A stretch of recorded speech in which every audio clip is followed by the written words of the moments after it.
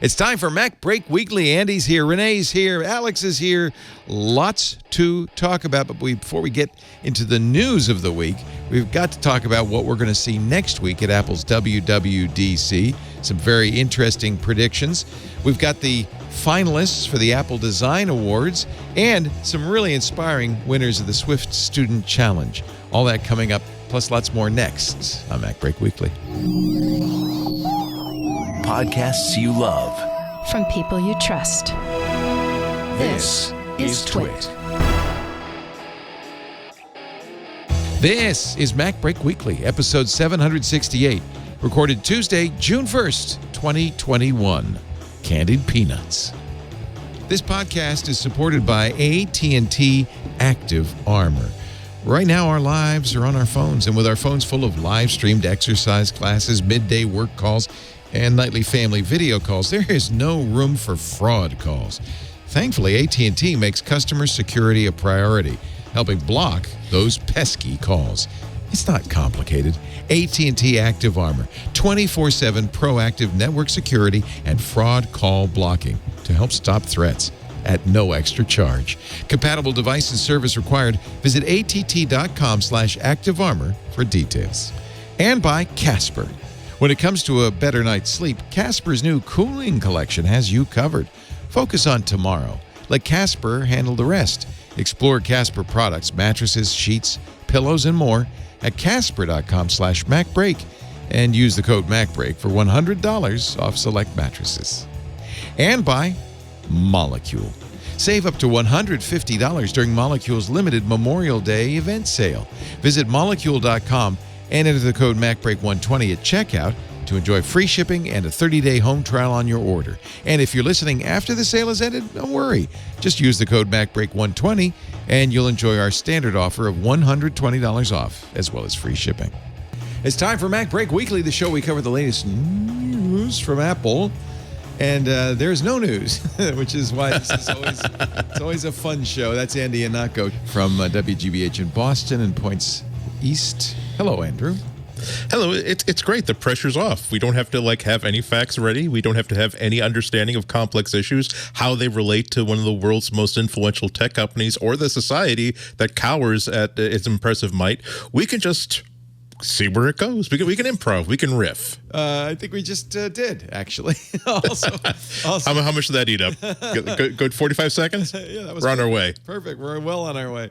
Also with us, of course, Alex Lindsay from 09090.media.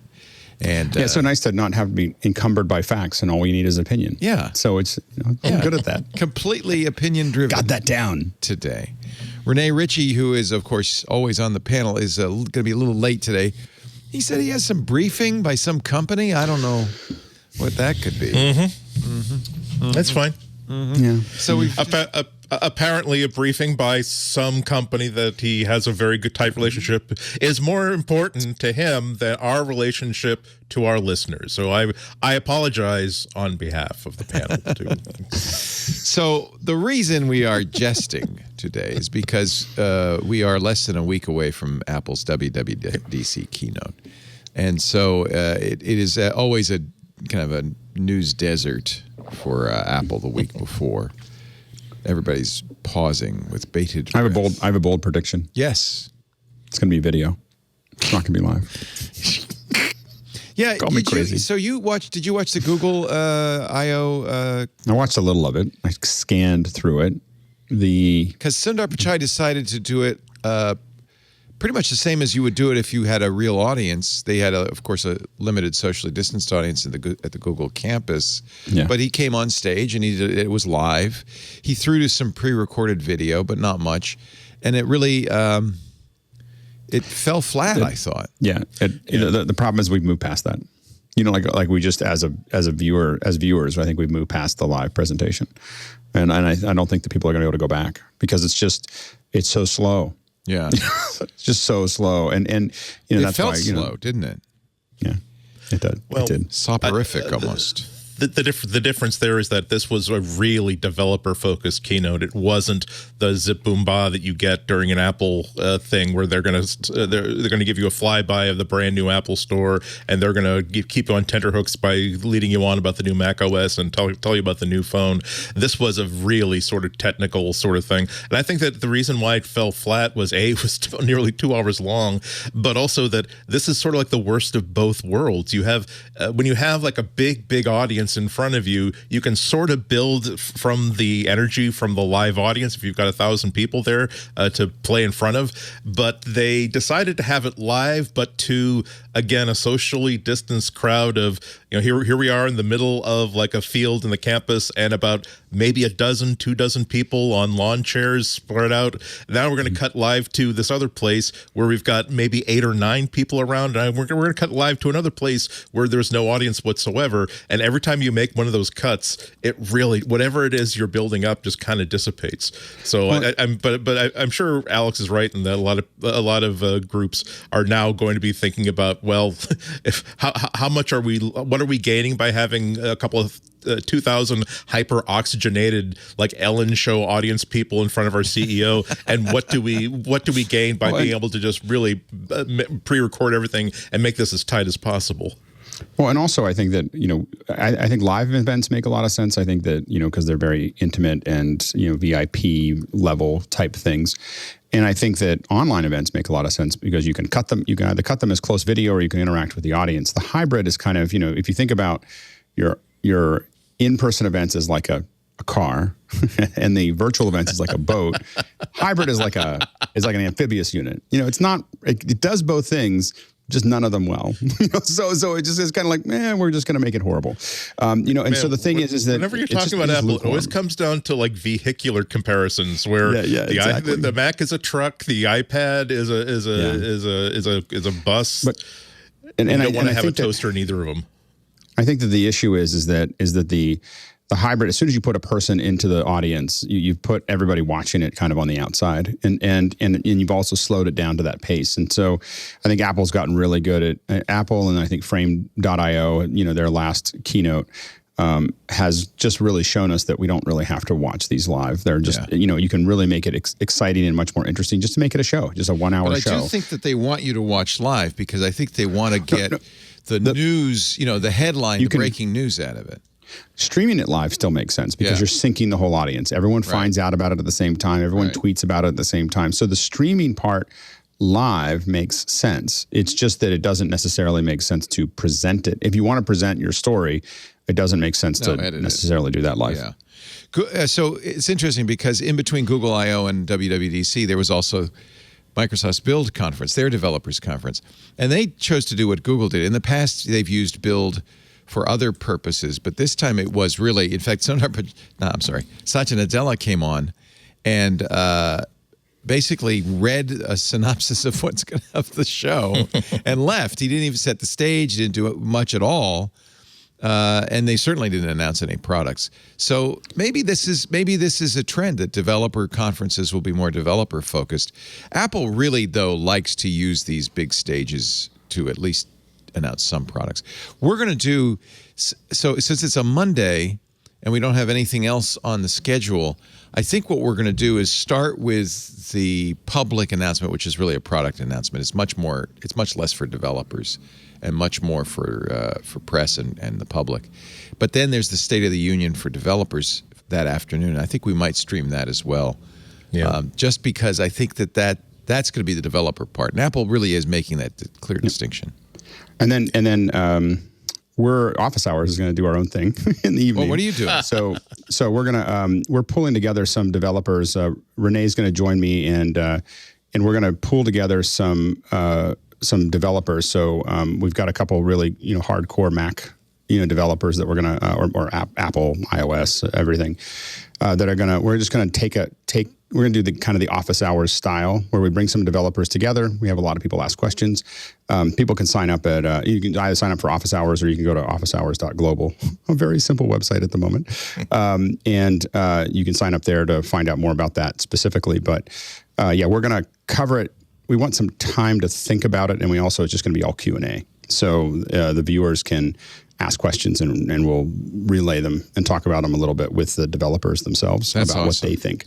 What of time what is that looks that going like. to be? That's going to be at 6 o'clock. 6 p.m. East Pacific. Yeah, in grand office hour style, there'll be an hour, 5 to 6, where it's just the panel, like a whole bunch of us just all talking about stuff. Not necessarily that. And then at 6 o'clock, we'll switch over. So 6 to 8, we'll talk about it. And it's just going to be an evening discussion. We'll do it on Monday and Thursday. So Monday's really about what happens on Monday, and Thursday's about what happened the rest of the week, of what we saw and anything that we thought was really interesting.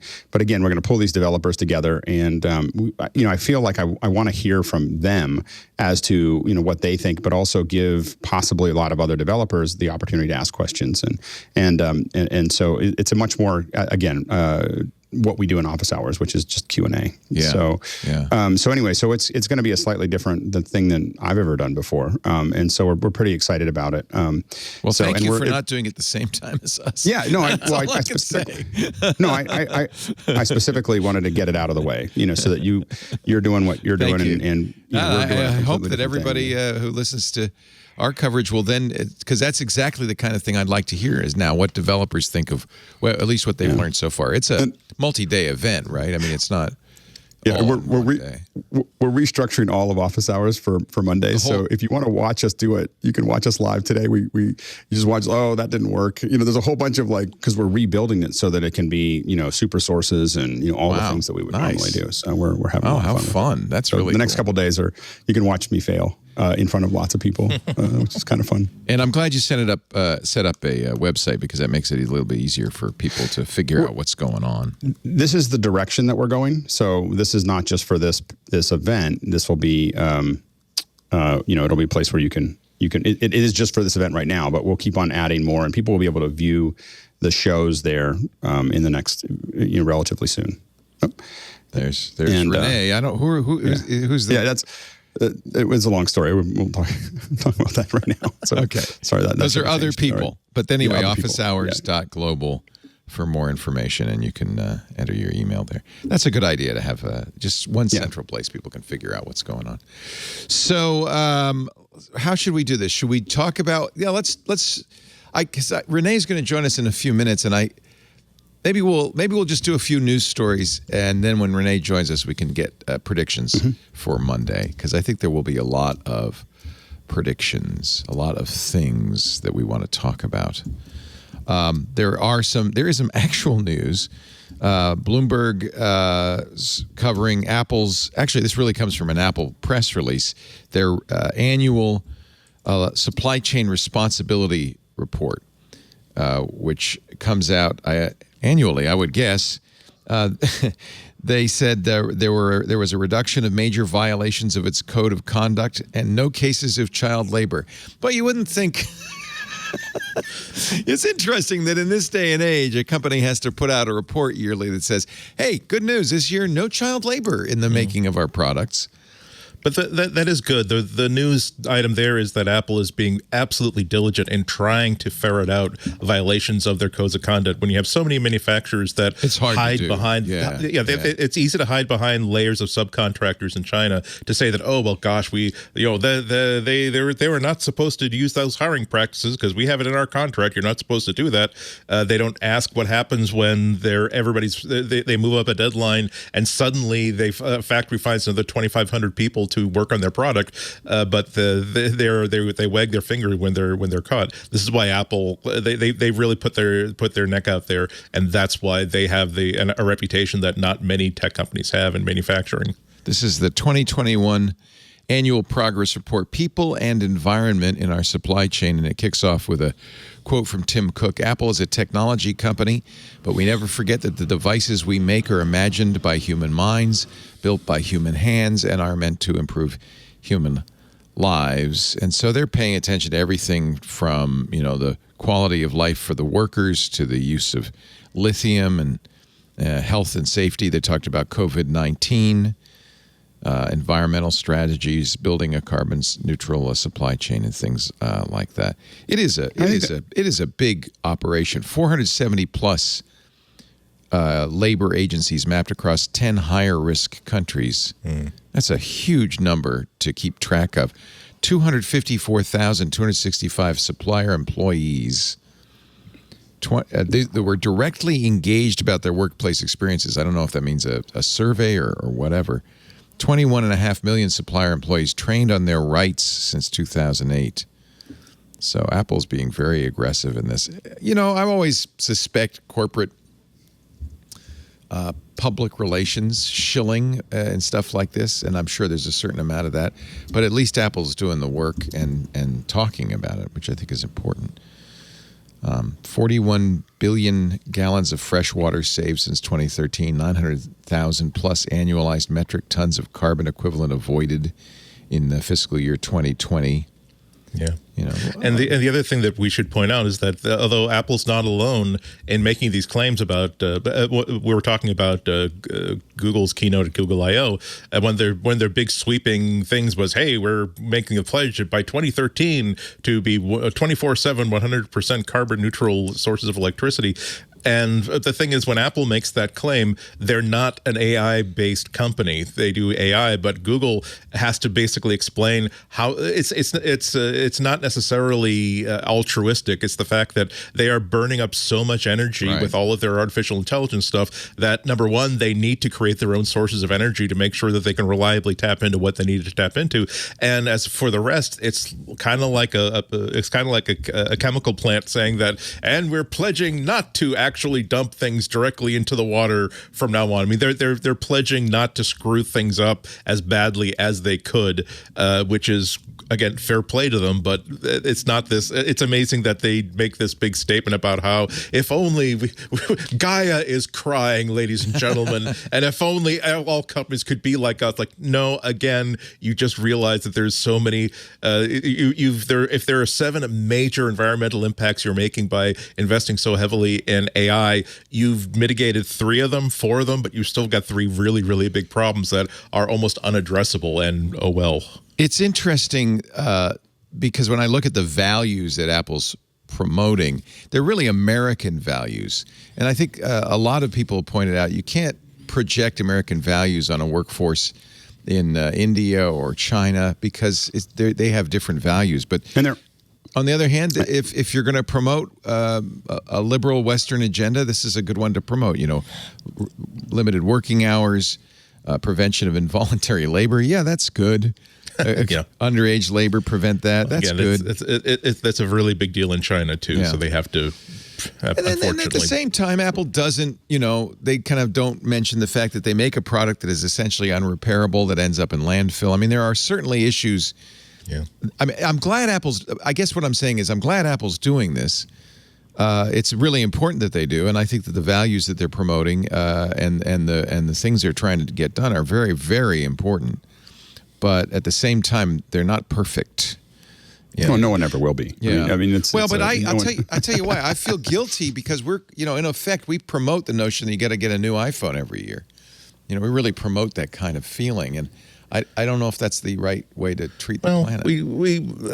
I think that at least on this show, we're the 4 of us are always talking about who is this upgrade for. It's not so much people. We can't help getting people excited if they really want to buy a new iPhone every year. But I think most of the time our conversation is about like, if this is a great upgrade if your last iPhone was 2 or 3 years old. This is a good one if your iPad is long in the tooth and you're waiting for something revolutionary. But yeah, that's absolutely right. I think that it's really important to, especially. I really think that one of the things that I sort of talked to myself about a bunch of years ago was don't make people want things. Yeah. Get people interested in things, get people to understand like what's the significance of something, even if they don't necessarily want to buy it, just as they stay aware. But yeah, your job is not to make people want things. And we should also promote repairability.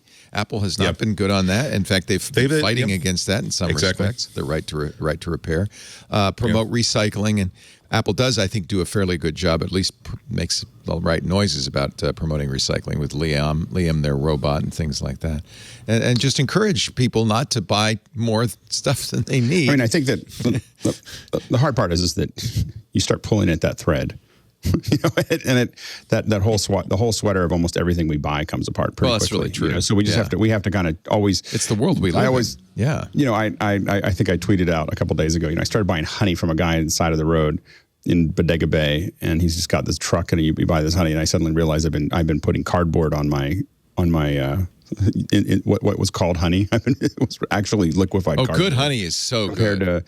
Compared to what I was doing, and you start really realizing as you change. If you think about food supply, if you think about how your gas or anything else, or how food gets to you, or how all these things happen, they're incredibly wasteful and damaging. And so we just have to make sure that we're clear that we definitely need to hold Apple to a higher standard, but we have to realize that in the context of the entire world, that we damage it by being living, and so we just have to also understand that we have to kind of keep those things in perspective as we. I completely agree. I think it's easy to get absolutist about the process, and we need to do the best we can, and ask Apple to do that. Here's the guy you buy honey from the side of the road on. Yeah, he's so great.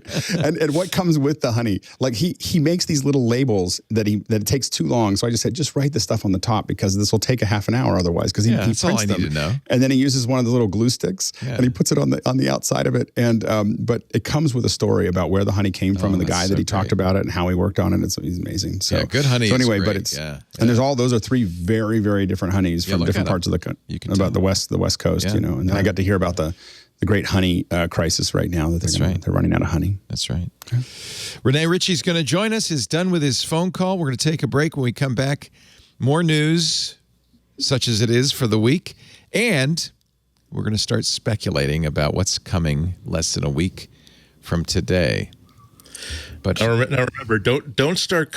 Let's not the three of us start intentionally bringing up possible pieces of hardware just to see what makes Rene stop saying anything whatsoever, because that would be mean and unfair. And funny and entertaining, but just tug your ear, Rene. Okay? That's all we ask. Rene, wouldn't you love to have some glasses? I want to take a break, and then we'll come back. Rene Ritchie coming up, and our projections for WWDC right after this. This podcast is supported by AT&T Active Armor. Right now, our lives are on our phones, and with our phones full of live-streamed exercise classes, midday work calls, and nightly family video calls, there is no room for fraud calls. Thankfully, AT&T makes customer security a priority, helping block those pesky calls. It's not complicated. AT&T Active Armor, 24/7 proactive network security and fraud call blocking to help stop threats at no extra charge. Compatible device and service required. Visit att.com/activearmor for details. Following that thread of your honey guy, David Prager, our good friend from Tech TV, said, I used to buy a honey from a guy who used to work sitting next to Steve Jobs at Next some years ago.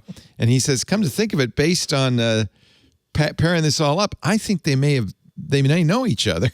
They probably know each other. I mean, they probably it's a small world. Yeah. That artisanal honey seller world is small world. Rene Ritchie joins us, of course, from youtube.com/Rene Ritchie, our Apple expert.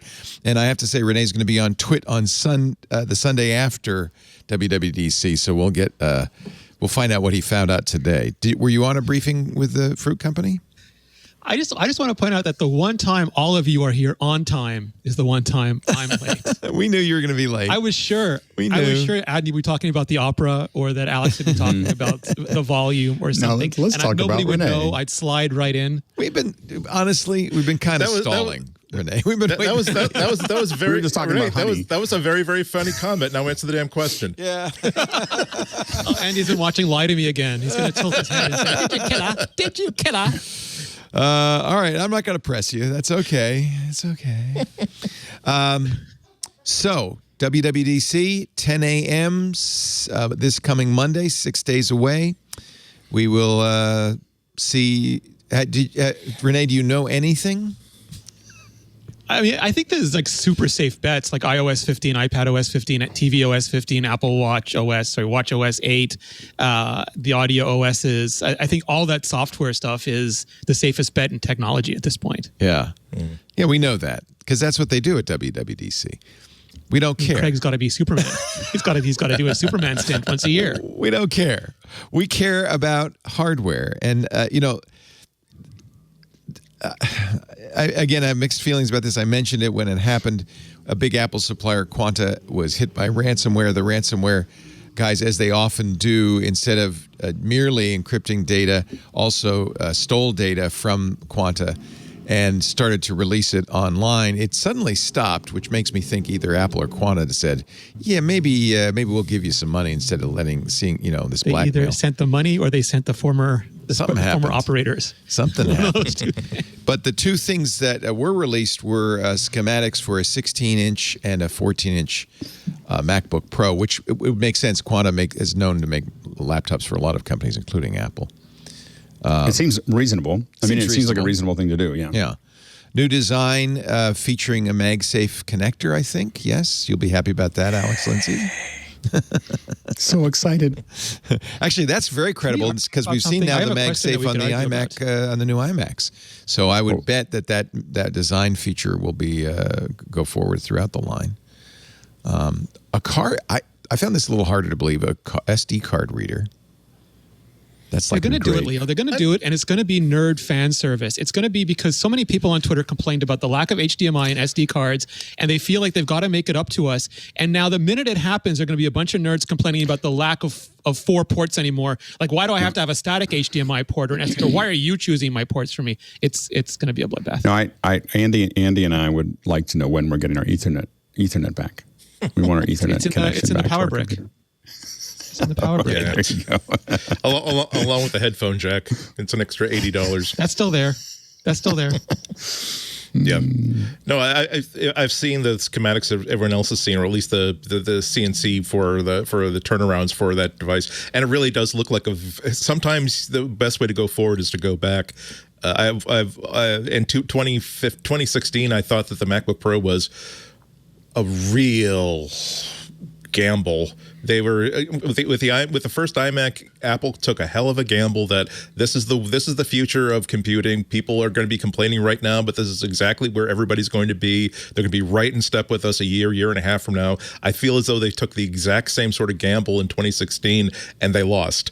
And I feel as though the schematics that we had been seeing a couple of weeks ago in that leak kind of underscored that, okay, I guess that we do need, if you're using this if we're really calling this a MacBook Pro, there are things that a traveling professional really, really wants to have, and that's not a bag full of dongles. And the best way we can take advantage of that is by maybe figuring out how to put an SD card reader in there, and maybe figuring out how to put an HDMI port in there.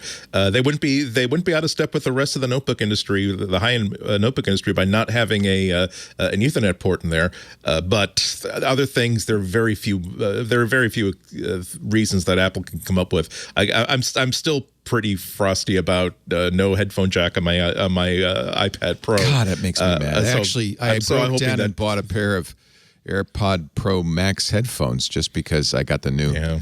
I figured I spent so much money on the new iPad Pro. Spend some more, Leo. Yeah. It's a lost cost fallacy.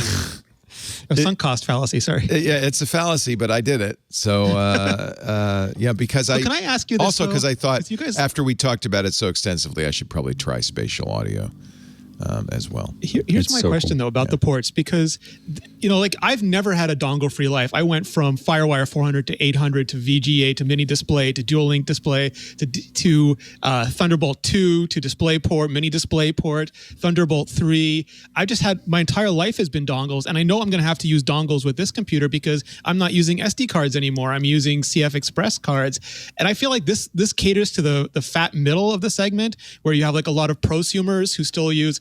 I'm not even sure, do they use cameras anymore? Do they just use their iPhones? Are they going to HDMI out? Or are they going to be upset in 2 years that there's a new standard and they have to use a dongle, and HDMI and SD don't take dongles, so they'll only have 2 or 3 Lightning ports now instead of the 4 they used to have, or plugging in on both sides instead of being stuck on one MagSafe? I have to admit that the MagSafe thing is really important to me because, here's the funny thing is, it's not as important to me anymore because I don't travel all the time. In fact, I travel very little. So now I don't really care nearly as much. The reason that I cared about it was because my computer was often on my lap in an airport, and I wanted to make sure that if it didn't get bent. And so I just constantly worried about it. At this point, I have to admit that I'd rather have the USB. I'd rather have the Thunderbolt than the HDMI. Because I'd rather because I'd rather make sure that I get my ports. Now I still would like to have a MagSafe. It's just that I have to admit now my portable, like what I take outside is my iPad. Yeah. It's not my so my laptop. In fact, my laptops.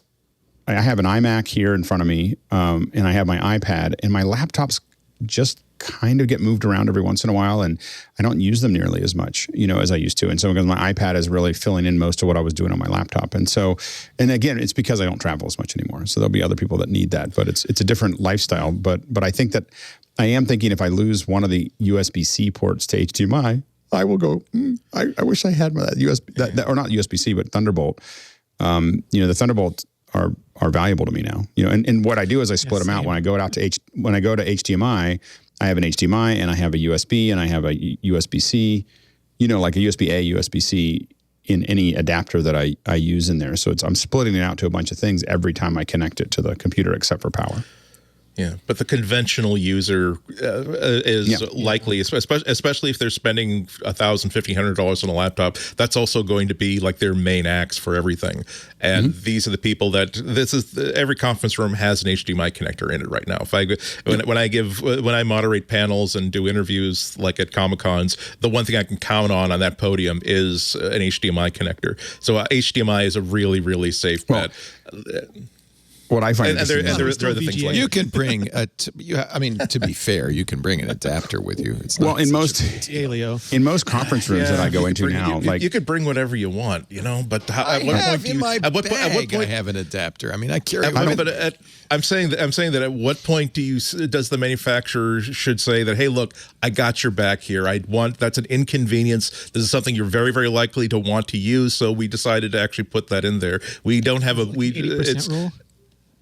I don't know, called the 80% rule. I think sometimes I think of it as the take a look at what all the best-selling laptop lines in the Windows world are like rule, because these are the laptops that are competing with dozens and dozens of other models. When you see that table stakes for a Windows laptop is HDMI, multiple, at least one USB 3, USB-A type port, a couple of the features like that, then you sort of get the idea that this is what the majority of people are finding to be compelling reasons to buy Model A instead of Model B, and a competitor's model instead of your own. There's a price to pay for that. The laptops that have all that stuff are thick and clunky in order to have all those ports on it. I mean, that's the price you pay. Well, not so much. When you talk about thick and clunky, you often talk about something along the lines of a MacBook Air, only instead of being razor thin at the leading edge, it's actually the same size. This is why I feel as though we kind of have to give up have Apple ever making a laptop that has an Ethernet port built into it, because Apple is not interested in making a chassis that's that thick enough to accept that kind of a connector. However, again, on the PC side, you can buy ones that are that thick, and they're not necessarily for a lot of people. The idea of being able to simply plug straight in, not have to go through an intermediate step of dumping out a bag full of dongles and picking out the one that's correct for you. For a lot of people, that's a good investment of an extra. Here's the HP Spectre. Ethernet? He's the HP Spectre X360, which is kind of like a MacBook. It's got one Type-C on that side, two Type-Cs on this, because they have a little beveled angle on there, which is awful. And that's for the charger.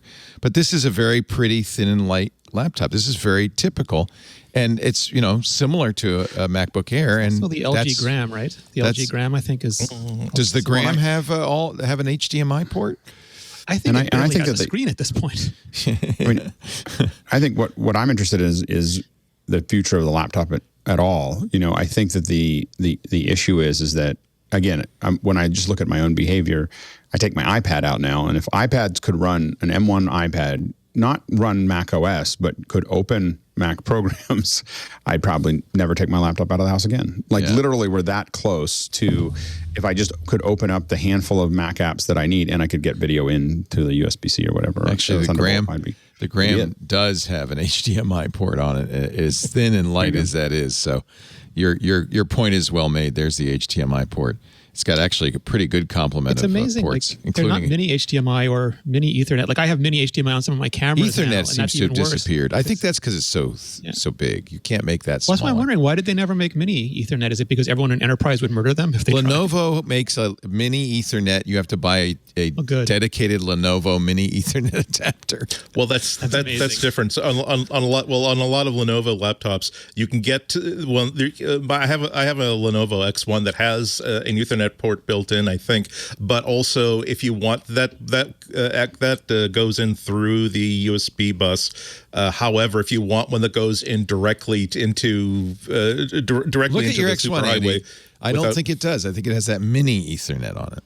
No, I'm saying it's a USB. I understand what you're saying. I looked at also another reason behind that was that for reasons that I'd have to look it up again to remember it. Apparently, there are some security concerns at some corporations about having having even an internal USB bus type controller that could be subject to tampering. Yeah. Lenovo, which is probably the last company to really put a lot of ports on their stuff, but they have ThinkPad DNA. Yeah, but I think you're right. C Secure is it's a business device. I carry this dongle with me. It's got. I wish it were Thunder. I don't think it's Thunderbolt. That's I think a hell it's of a USB dongle, 3. sir. This is the pluggable. It's got Ethernet. It's got HDMI. It's got mini full-on SD dangle. and it's a dangle dongle. It even has power in through that little Type C. Nunchuck. But then, because it doesn't have a headphone port, I also have to carry this dongle. This is for the iPad, obviously, not the laptop. That's a DAC so that I can listen to music. Yeah. So and also, but also the one that I have cost about $50-$60 because it has basically all the ports that I would basically need. Right. And think about that as a hidden cost of the device. I'm not saying necessarily that Apple is wrong for not doing this and damn them for doing this. To their absolute credit, they say they make people like me happy and they make people like Alex happy by saying we are not, instead of going the Windows laptop route, by saying that we're going to give you 2 USB 3 type A's, one USB-C, but it's low speed. One of them, and we put a little ring around it so you make sure you know what it is. That's actually a Thunderbolt capable and DisplayPort. They're saying no. Apple's saying we will give you 4 top line pipelines for accessories, and you can do with them what you wish, which is a nice thing. The difference is that again with as usual with Windows, you can choose to have the hardware that you want, whereas with Apple, you are stuck with whatever decisions that they make for you. That's because there's 1,000 Windows manufacturers. There's only one. Right. No, exactly. That's what I'm saying. That's why it hurts when they decide to say, you know what, we're going to have a brand new keyboard with 0.52 millimeters of travel and all across the entire laptop line. You have no choice. You're welcome. You're like, okay, great. You just screwed everybody. We don't have a choice anymore. Yeah. If you want a Mac, a portable Mac comes with an absolute crap garbage keyboard. So this is the sort of stuff that you give up. You get I think you get better value than what a lot of people claim that you do with an Apple product because they don't make garbage. However, that does mean that if this is not a Burger King hamburger, you can't get it your way. Yeah. I guess he's only slightly less angry than Andy about the keyboard. Slightly. I guess the thing that is going to be the top line, though, on there's yet to be a proper reckoning. I swear there will be a reckoning properly. The top line. Sorry. He tasks me, and I shall have him. The top line of this will be possibly a new Apple Silicon chip. I mean, that's if they're going to release new laptops, then it stands to reason they're not going to be another M1 based, but it's 16 inches and 14 inches. This will be something new. Yes? Yep. I think so. M1X. Is it going to be people are X? getting Is that what they're going to confused, call it, or M2? What are they going to call it? Not that I it think matters. People are getting really confused about it because, like, traditionally Apple uses the number to represent the silicon generation. So you get like A12, A13, A14, and they released the A12Z after the A13 just because they needed something wider instead of higher for the iPad Pro. So if they followed a pattern, and Apple does until they doesn't, so there's always a chance they're going to change their minds. But the M1 was the base for this generation, the same way the A14 was. Those are the same 11th generation Apple silicon. And then the M1 is like an A14X, and the M1X would be extra cores, extra memory, that sort of thing. So the interesting thing for me is the rebalancing, because they have 4 efficiency and 4 performance cores in M1, and the rumor is they'll have 2 efficiency and 8 performance cores in the M1X, along with an option for 16 or 32 graphics cores. And that's a lot more power draw than we had in the M1 versions. So seeing how they balance that out with active cooling systems and batteries, I think will be interesting. But I don't think we'll see M2 until we get the A15. And then that'll be low power, and that'll go into the next generation MacBook Air and computers like that, ultra low power computers. So if people who, I guess anybody who uses the 16-inch today with perhaps as much as an i9 in it, this is going to be the replacement for that. This is the power tool for the Pro. The highest... So much less heat. Highest speed. Much less power draw. No, that's not it. Although, if it looks like this, then I think people would be stunned. I think if you had a Pro, I mean, I keep on wanting Apple to really do a Pro, like a real Pro, where we're not worried about it being thin. We're going to give you a bunch of connectors. We're going to give you a ton of power, and it's it's just all about performance. So far, we still get kind of in this in between of, well, we have to make it thin, and and it's not really a beefy laptop. Yeah, so we'll see. So redesigned chassis, it looked like. Obviously, you have to put those HDMI ports somewhere. New processor. Here's a question. By the way, now that I have the new iPad with the mini LED screen, I have to say I barely noticed. I mean, you'd have to put it side by side with the old one and really be looking. You have to be in HDR mode. It's a separate mode basically. Oh, okay. So otherwise, it looks the same. And when is it in HDR mode? When I'm watching HDR video? Well, so it's 600 nits almost all the time. And then if it plays anything that's Dolby Vision or HDR, any of that kind of content. Well, I'm not talking just about brightness. I'm also talking about quality, right? Let's face it. The old screens are fine. That's the quality thing with this. The only boost it's really doing is to be able to show you the contrast ratio and peak brightness. Color gamut's the same, and all that stuff is the same. Yeah, P3. Okay. So then does it matter if there's a mini LED display in these new laptops? It does, because it's... Yeah, well, you'll get the higher contrast ratio, and for people like Alex and me, and increasingly Andy, because we're totally subverting him into this whole business, and probably you too. Like, if you want to start mastering an HDR, if YouTube starts making really good HDR implementations, Alex is going to broadcast MacBreak in 16K HDR, or XDR at some point. We're the ability to see that. To be specific, we're targeting Office Hours goes to HDR by September. Yeah. Really? Wow. Yeah. So HDR.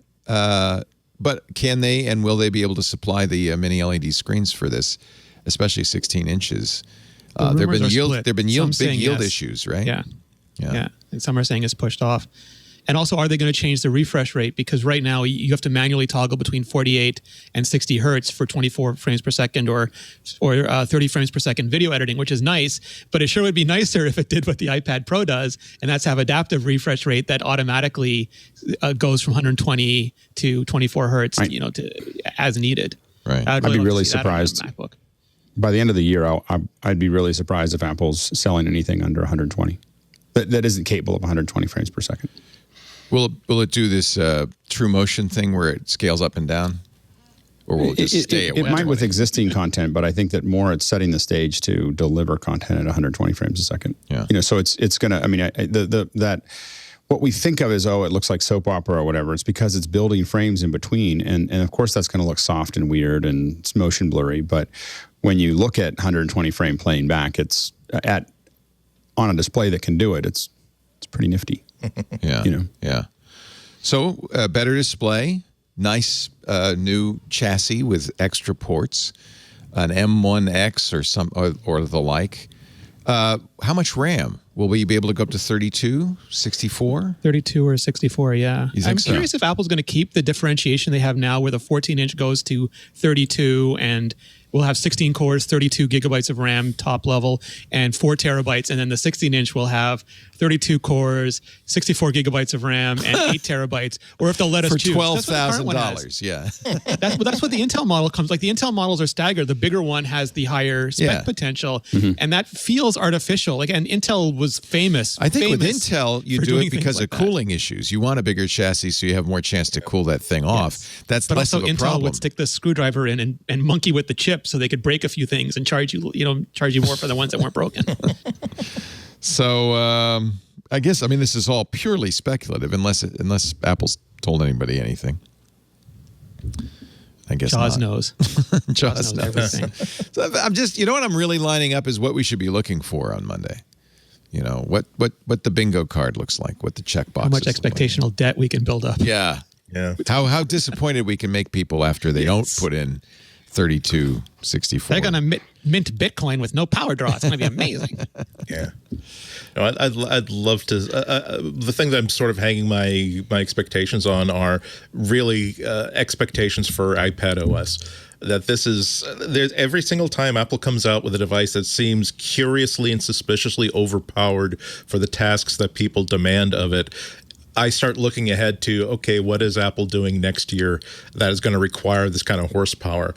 And consistently, all the reviews of the iPad Pro so far, and I agree with much, if not, but not necessarily all of them, is that once Apple makes iPadOS a much more multitasking, multi-operation friendly operating system, once they fix a few pain points that have been persistent for years and years, oh boy, is this going to absolutely totally justify the $1,000, $1,300 expense of what you put into it? And it would be a shame if Apple did what they've done with the iPad, given it Thunderbolt, given it this M1 processor that opens up so many possibilities, and all they did was, okay, so if I'm using Procreate filters, now they run about 25% faster as they did before, and it's easier to use a Thunderbolt style dock and have high-speed connection to a monitor and stuff like that. It would be a shame if all it was an iPad, but more so. One of the reasons why I bought one is because I really do feel as though Apple is going to make a big leap forward sometime in the next year. That's why I'm hoping we get to see a big roadmap sort of sense of announcements with the next version of iPadOS. Yeah. There are some naysayers, though. There are some naysayers saying that Apple just put the M1 in because it was cheaper than taping up a separate A14X chip that wouldn't have all the same stuff in it, but would have just what it needed. And this was just a cost-saving measure. So I'm not in that camp. I just wanted to, for the case that people get their hopes up, there is a school of thought that it was just cheaper than making a separate A14X, and we're going to just keep iPadOSing as usual. Yeah. Even in its current state, I find myself using it more than. Again, as I said before, more than my laptop. I have to say, I'm kind of surprised. Yeah, I don't know what it is that's changed because it's snappy. It's just like it's maybe just, that's it. It's just you faster. Just don't feel like you're on a little machine. And I think there's something about the keyboard. Like I finally went and I didn't get the last generation, so I skipped a whole generation of iPad, and so it's my old one, which is now a controller for my switcher, is. Still great. It's a great iPad. The one thing about the iPads is they last forever. Like my kids are using, I got the original 12.9 that came out, and they still use it every day. But the new one, I think when I got the new, what really shifted for me immediately was that new keyboard, because I just had the Folio before. And I was like, okay, this is like a computer. like now I feel like I'm there. There's, I wish that the problem I really have is that a lot of the Apple, the macOS apps, I don't feel translate very well to touch. So like OmniGraffle, even Keynote, I don't like editing them on the iPad. Right. So I'm hoping that I get something that's more now that I could theoretically have a mouse or a trackpad and I could type. I just want my mouse back, because I just can't do things at a really fine level at those with my finger. I should have brought mine with me, because I bought, instead of using the Magic Keyboard, I bought the Logitech Combo Touch. Oh, how do you like it? I like it. And people had told me, oh, the trackpads aren't as good. And I think the keyboard's better. And I think the trackpad is just as good. In fact, it's very usable. I like the fabric cover. It's a full case. I like it a lot, actually. The only problem with the kickstand is you can't lie in bed and use the kickstand very well and keyboard very well. I mean, the that's a Magic Surface keyboard One works problem. better in bed. Yeah, it's like the Surface. Especially in the levitation mode, when you just click on it and it just levitates. It's pretty up in awesome. front of you. You're like, wow, it really is magic. Yeah. So I'm going back and forth, but I think I actually like the Combo Touch from Logitech. It is $100 less, which I also like. Yeah. After spending that much money on an iPad, I'm getting Wait, Leo, I'm you don't have a cheaping out. robot arm next to your bed that holds your iPad at the ideal height at all times for you? Lisa will hold it sometimes, but not for very long. I would thought for sure that you'd have robots just all over. And then she's mad. And then she's mad, and then I pay for it later. So no, I really like it though. I have to say, and I can't quantify it. I didn't even want to mention it till you said the same thing, Alex. I feel like the last one, I didn't feel like I could really replace a laptop with this. Maybe it's because I spent so much on it, but this one I feel like I can for some reason. And I do think that when I'm recommending things to people about the iPad, I really try hard to not to use the shorthand of using it as a laptop, because you really can't, because a laptop, it could be used like a laptop, and it's so much better at being a laptop than the iPad is. This is a device with more flexibility that can be used in different situations, particularly mobile ones.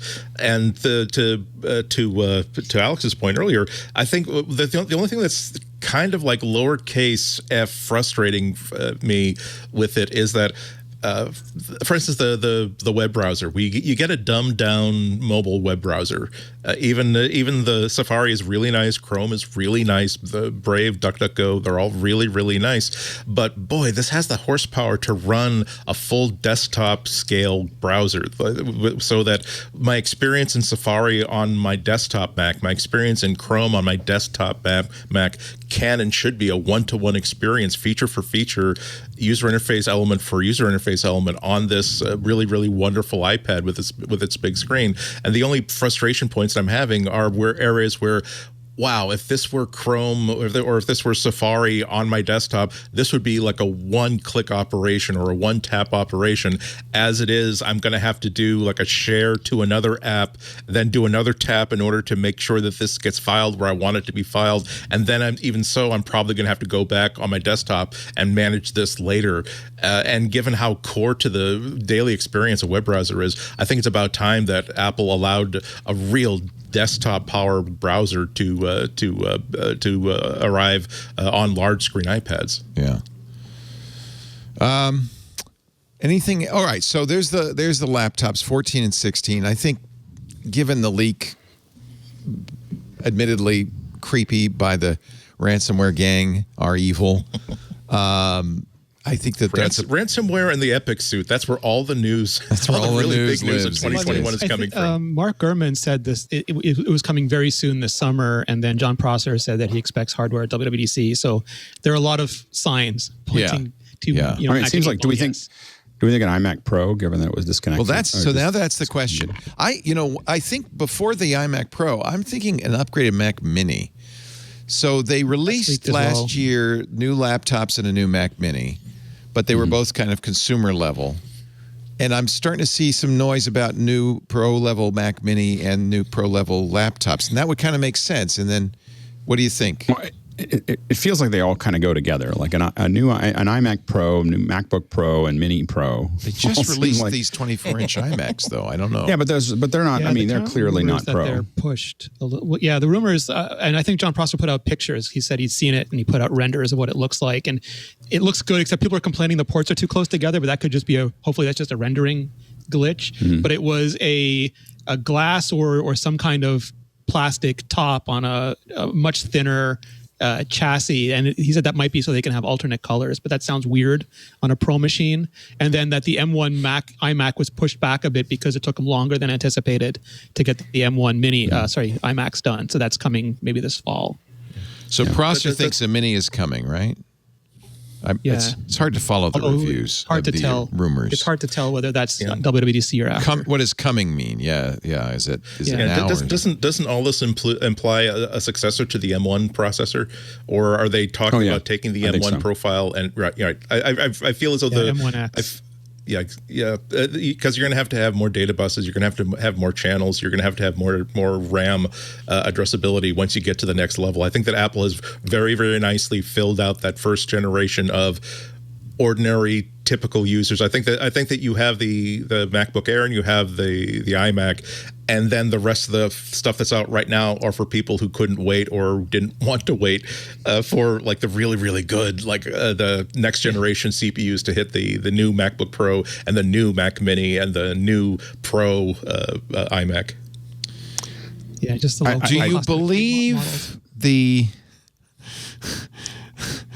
reading of the tea leaves from appletrack.com? They're looking at the invitation to the WWDC, the new image, which came out a couple of weeks ago. Hidden in the reflection of one character's eyes are 3 emoji characters referenced by their Unicode names. But are the what are the characters? Although that's just eat sleep code. That's the fork and knife, eat sleep.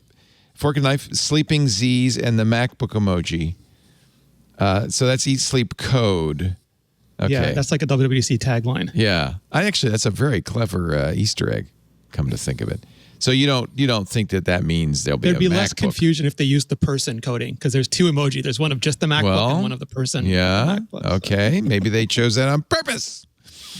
I don't know. It's a conspiracy, Leo. That's how deep does this go? What about the shadowy figure in the post-credits sequence of the last keynote? Prosser does, in response to the Apple Track article, say, "I can confirm MacBook Pro is coming, but coming when? That's not. That doesn't say anything. I can confirm a Mac Pro is coming. Obviously, yes." It will be coming. Another question is that how are constraints of components going to affect whatever Apple intends to do for the rest of the year? Intel has already made an announcement, or at least I don't know if you'd call it a prophetic announcement, but they're saying that, hey, we expect chip shortages to last into 2022. Yeah, I think that's what makes this unpredictable. They addressed it in the call, saying that the leading edge nodes are fine. Apple's bought so much 5 nanometer that there shouldn't be any issue. They might just have to switch priorities a little bit. Like the iPhone comes out first, the other thing comes out a month later, just because the iPhone always comes first. But it's the trailing edge that gets hurt, and that's things like 90 nanometers, where they're still doing some controllers, and some third party chipsets that get thrown in the mix that aren't Apple proprietary. Yeah, I mean, what we're hearing from the whole supply chain is just that it's just chaos. It's still chaos, and we keep on hearing it from different partners that, they're getting, it was 2 weeks, now it's 6 months or 9 months and it's just going to be a really hard summer and fall for a lot of, and I don't know if it'll be Apple's core products, but a lot of the, ancillary products and accessories could really be hindered by that process. Mm-hmm. They sell more premium Macs than Samsung sells premium phones, so they get their orders filled. Right. Yeah. Apple central. Yeah, Apple has kind of priority everywhere. So I don't think that their core, like what they're actually selling us, is going to be a problem. It's all the little things that connect to it that are going to be more problematic. Well, that's the thing. I mean, you can say, they're definitely going to get the M1s, or M1Xs, but there are other chips in there, and there are other companies providing them that may be in short supply. Take a look at, if you were not in the first hour or two of buying an iPad Pro, you were delayed until June, and now new orders are in July, a little bit later than that. Right. Yeah. Right. Yeah, and the hard part is that Apple affects a lot of these things. Like one manufacturer said, because of the way Apple buys stuff, that there was a point where some of these chips, they had 90% of the world's supply. And it doesn't look like that on the surface, but they're buying them from so many different manufacturers and so many different suppliers that it kind of quietly sucks up all of it. And so we had a partner that one little chip, and they couldn't release the product for a year. Yeah, because Apple had all of them. Yeah. Because it happened to be they happened to share that one little surface mount chip, like tiny little speck, with Apple. where they canceled because they thought their orders would plunge during the pandemic, and they didn't, and then they had to get back of the line when they reordered. Any surprises on Monday? Anything that there've been rumored revised AirPod Pros? I'm pretty excited about the new HomePod. Don't say it if you don't mean it. That's not coming. That's not coming. There is. Did you see what LeBron James was wearing, Leo? Yeah. On Instagram. I tried to keep a straight face. It was very well done. It fooled me for about a millisecond. I made everybody blink for a little minute. LeBron James on his Instagram. What's in his ears there? It's what is that? Those, it turns out, are the new unreleased Beats Studio Buds, which have been widely rumored. That is, by the way, they look like those a horrific AirPods picture. Pro I'm looking at his teeth more than I'm looking at his ears. But it looks like he's got chewing gum in his ears. I don't know what's going on with the mouth. He's angry. I don't want to mess with the guy. If that is really what they look like, it looks like a piece of gum stuck in your ear. I'm afraid that the problem is that I think he's rocking it. He's rocking it. Okay, good. I'm afraid that every time Apple releases something, we go, that looks stupid, and before you know it, everybody's like, that's the in thing. Like it always. I don't know how they do it, but you're just like, oh, that the little thing that comes out of your ear. Stupid human brains. Like, we mocked the elastic white wires, and it turned out to be a trademark. We mocked the little dripping icicle coming out of your ear. Turns out, everybody likes that. And then it looks weird without them. We are all survivors of the acid wash jeans trend. Here's King James. We cannot speak of such things of people not wanting to look silly for fashion. So here's King James pretending that he doesn't know that his Instagram social media guru is taking his picture with those new earbuds in his ear. So there it is. Ooh, that's a scary picture. And they announced in 2017 when they announced everything. It was 2016 when they announced the AirPods. They announced the Beats versions at the same time. So maybe new AirPods, maybe new Beats Pods. We call them Beats Monday. Pods. I don't Beats know. Pods. Monday, right? What do we think about the idea of AirPods Max Mini or AirPods Max Sensible? So small you won't know you're wearing them. Mark the AirPods Max Mini. Come out in your stopped poop. working on them, but. But just like imagine that I've been hearing ideas about having instead of a $550 version of over-the-ear headphones, that they make a version that's more competitive with Sony's headphones. Well, that would make sense since I just bought them. I think they probably should remove. Yeah, that's the sign, right? Yeah. Leo buys them and then the new version. That would make sense. I fought that tooth and nail. I did too. I bought them this week. Mine arrived this week too. Same thing. If something new comes out, I'm gonna be bummed. Because it was your fault, because it was that whole spatial audio conversation. It was my fault. And then I get the new iPad Pro with no headphone jack. I said, well, you're my masters. What is thy will? What is thy bidding? What is thy bidding? The audience, Leo. You're here for the audience. I'm still stuck with the iPad. Or the iPod Max Mini. I think that's a great. It's over the ear. It's in the ear. It's all around the ear. It's just like it fills in. Mini. I like it. I think that now I want one because I think you've just created a need. I buy whatever you tell me to buy. So that's interesting idea. Like no headband, just maybe it's attached to your head by suction. No, just but imagine the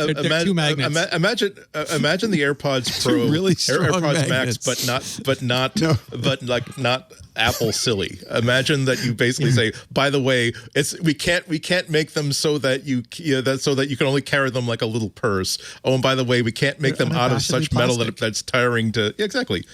What if we made it so that the normals could actually afford one? I think you go the AirPod Max. It's just a helmet. It's a helmet with AR. It's got like AR and it sits there. And it's like all over. It's just you're just totally. And it's got like 9 speakers in it. Yeah, exactly. Exactly. The AirPod Hummer. That's the new Air. No, it's also their AR VR helmet. They finally fixed the idea of how do you get those displays and a tiny spectacle sort of thing. Yeah. Well, we'll find out Monday. It's the white leather suit that makes it too hot to wear. There's Prosser put up a picture of what the new Mac Mini Pro looks like, and it's quite nice. I'm really interested in the idea of a Mac Mini Pro. I don't know why. Yeah. This is the one that has that's the sweet spot for me. Plexiglass top on it. Yeah. I like that idea. And of course it's got the Somebody in the chat room says, Leo, they don't MagSafe. call it the MagSafe. It's just the magnetic power adapter. Okay, fine. I'm calling it MagSafe. Fine. And I'm unabashedly MagSafe. I do love But I this 'cause can't it's put got- my floppies on top of it. Fine. Boy, this is just dumb design. Fine. It's got 4 Thunderbolt 4 or maybe even USB 4 ports. It's got 2 USB-A ports. It's got Ethernet. It's got HDMI. It's got a plexiglass top. This is a render, so it's made up. Yeah. It's completely invented. Well, he says he gets the pictures. He doesn't want to get the person in trouble if there's anything identifying in the pictures, so he gets them re-rendered so that they're clean. It's nice and small. Small. I hope that if it's a Mac Mini, I still hope that they're going to have some measure of expandability inside. Although the M1 doesn't processor, look like it, boy. the Apple Silicon processor, yeah, It looks like it's one little motherboard with everything on it. yeah. Is there a market for the Mac Mini? What? It doesn't seem Oh like. man, we buy them. Well, I like know chiclets. you buy them. You're the market. They're so great. I am the market. I'm like, how many more can we buy? We own like, I don't know. I think we had, there was a discussion of whether we had 14 or 16 of them right now. But the, they're just this incredible little like glue, and we use them for all kinds of stuff, and so. I'm going to go with. That's what's great about them. I'm going to go with a You can rack 16 mount and 14-inch MacBook Pro, and I'm going to go with the Mac Mini Pro. I would still like to see them do a mini Mac Pro. Yes. Because I at love some the point we're going idea. to run out of mini and Mac. I have a little Mini- cheese grater on my desk. I might even hold out for the little cheese grater. But I think Mac those 3 Femto. make sense. Maybe an update for AirPods. What do you guys think? Is that Yeah, it's time for an update for AirPods. yeah? AirPods They- and Mac Mini. It's still like a hot seller. There's still the $550 headphones are aspirational at best. Less than $200, you're actually competing on a playing field where Apple can really succeed, because you're saying, well, for about $18 more than these okay but not great headphones, I can get not only can I have superior engineering, but I can also have that very important like 8 millimeters of stick out with a little chrome at the end of it that makes people know that I've been to the Apple Store. Why the plexiglass on the top? Is that just design? He said it could be colors, but it doesn't make sense to me to be colors on a Pro. I imagine colors would be the consumer version. Right. Like they did. I'm with kind of the- wondering whether they're perfectly if half they're making height. it Oh, if they they're might making it be. integrate with the iMac, meaning that the same office that would have colorful iMacs would also have colorful Mac Minis. Right. But that would suggest that it's not going to be the super powerful machine. I mean, the Mac Mini has a great role to play, because how much money does that panel cost in an iMac? And for people Right. who look, I've already got displays. They're very nice. I have like them. a I don't even perfect want one display. I for want 2 this. displays. Yeah, if it has an HDMI port, I have the display. I have that 55-inch OLED display. I would love to be able to switch back and forth between a Mac and a Linux box. That'd be perfect. I'd like to be able to upgrade for $800 instead of upgrading for $1,300, $1,400. Yeah. I would like to point out that every year the Mac Mini looks more and more like the first gen Apple TV.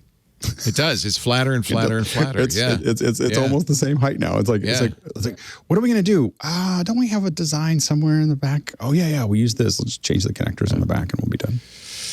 All right, let's take a break. That's our kind of predictions. Unless anybody has anything else to say about Monday, it'll The one be thing I'll out. add is that we've had WWDC with no new hardware recently, like 2018, and we've had like 1 or 2 pieces like 2019, Yeah, and we then didn't even talk about 2017 we had all the hardware.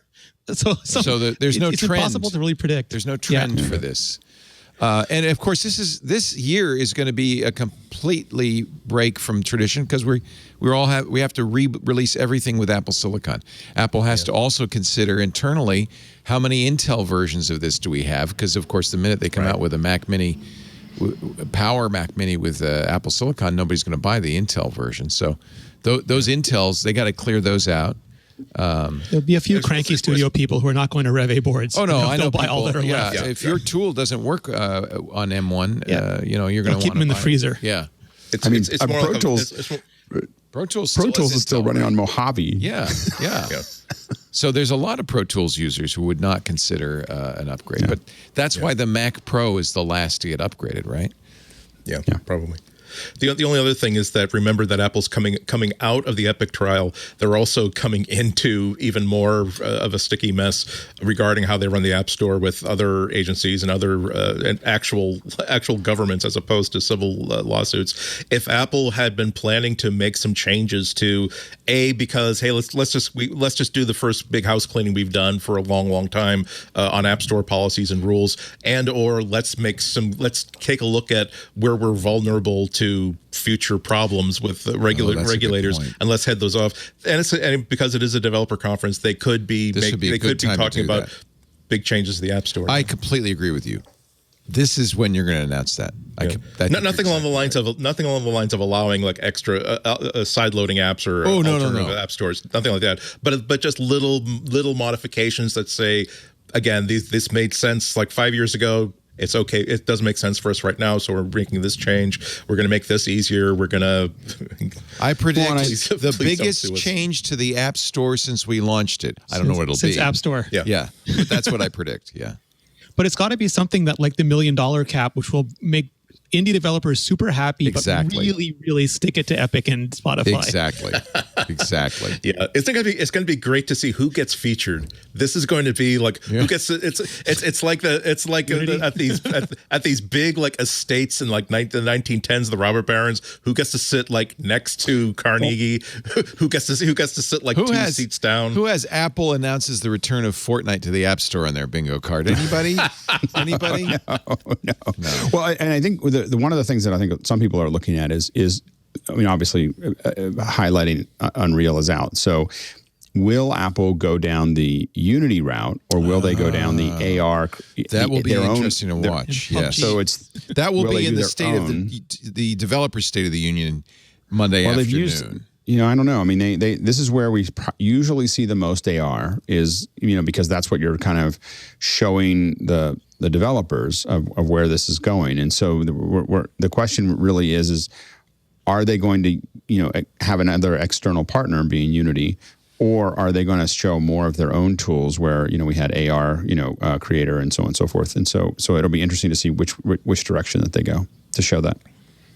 They won't be showing UE5. No. It's really impressive. It's really cool. I know. It's really cool. Does Unity have anything comparable to announce? Unity has a lot of great things. It does a lot of, it's a little bit more, it's a little easier to develop on, I would say. But right now I'm in the middle of a big Unreal production. I'm pretty impressed by UE5. Yeah. All right. So is Lucasfilm. Oh, really? Are they using it for the Mandalorian? They did. They don't use it anymore. Oh. Yeah. Yes. I think they use it for previs or something, but they don't use it for their custom rig is now custom software too. Actually, it makes a lot of sense to use that for previs, doesn't it? You can make it really look good. Oh yeah. Alex previs is TikToks. I'm sorry, but I have to just watch. Of course. A little Next bit milestone, of of this because this came out this week. Yeah, the new UE5 demo. Yeah. There's so many tools, inside of there, and I moved from my bedroom TV like at 1 a.m. to the living room TV because I was getting so engrossed by this demo. It's like they can't possibly look as good as that, please. It's pretty lifelike, isn't it? I mean, that's what's amazing about this stuff. Well, and you think about you go back and realize that this is in real time, and that's the thing that starts to get really exciting is that, think about how long it took to render frames from Toy Story or even Toy Story 2 or 3, a while back. Pixar keeps on pushing the outer envelope, but I mean, being able to do all of this stuff in real time, just from a storytelling perspective, I mean, the game stuff is important, but just from being able to animate stuff and put it together and be able to render that out, I think we're going to see a whole new set of cartoons and storytelling that's all done in Unreal. And there's already people that have been doing it. That's been on the outer edge, but now it's about to become a thing. I got to get me a new gaming PC. Oh, wait a minute. I just got one. Well, AMD did have announcements yesterday, Leo. I know. 4 times retail. 4 times retail. Do I hear 6 times retail? The 3080 Ti is now out for a mere, what is it, $1,080. New RP. What else? They have those. They're doing their version of a system on a chip for much better graphics performance on laptops, nice. which I love. Oh, nice. Yeah, I should look at, I want to play Valheim on the go. Oh, we know you do. It's gotten bad. It's now gotten to the point where Lisa actually has to come and sit with me. Just to keep me from overheating. She fans me while I'm playing. Our show today, you know what keeps me from overheating, actually? I just can't do Valheim in bed, is our new Casper mattress. Love your tomorrows with Casper. The new Casper cooling collection is everything you need to help you sleep cool all night long. And now with these hot summer nights, this might be something you want even more than ever. But I have to tell you, all year long, research shows you sleep better when you sleep just slightly cool. Casper's mattresses with the new snow technology help you do that. So do the Hyperlight sheets, the new lightweight duvets, even the breathable mattress protector. They're all designed to keep you cool and comfortable, so you can't help but love your tomorrow. Tomorrow's a new day. Make the most of it with Casper's new cooling collection. Their Wave Hybrid Snow Mattress keeps you cool for 12-plus hours, pulling heat away from your body for sustained temperature regulation, a cool-to-the-touch feeling, and a much improved tomorrow. Better bedding makes for better tomorrow as well. That's why you want Casper's Hyperlight sheets with their innovative grid weave that lets air flow through for maximum breathability. Even their duvets are lightweight.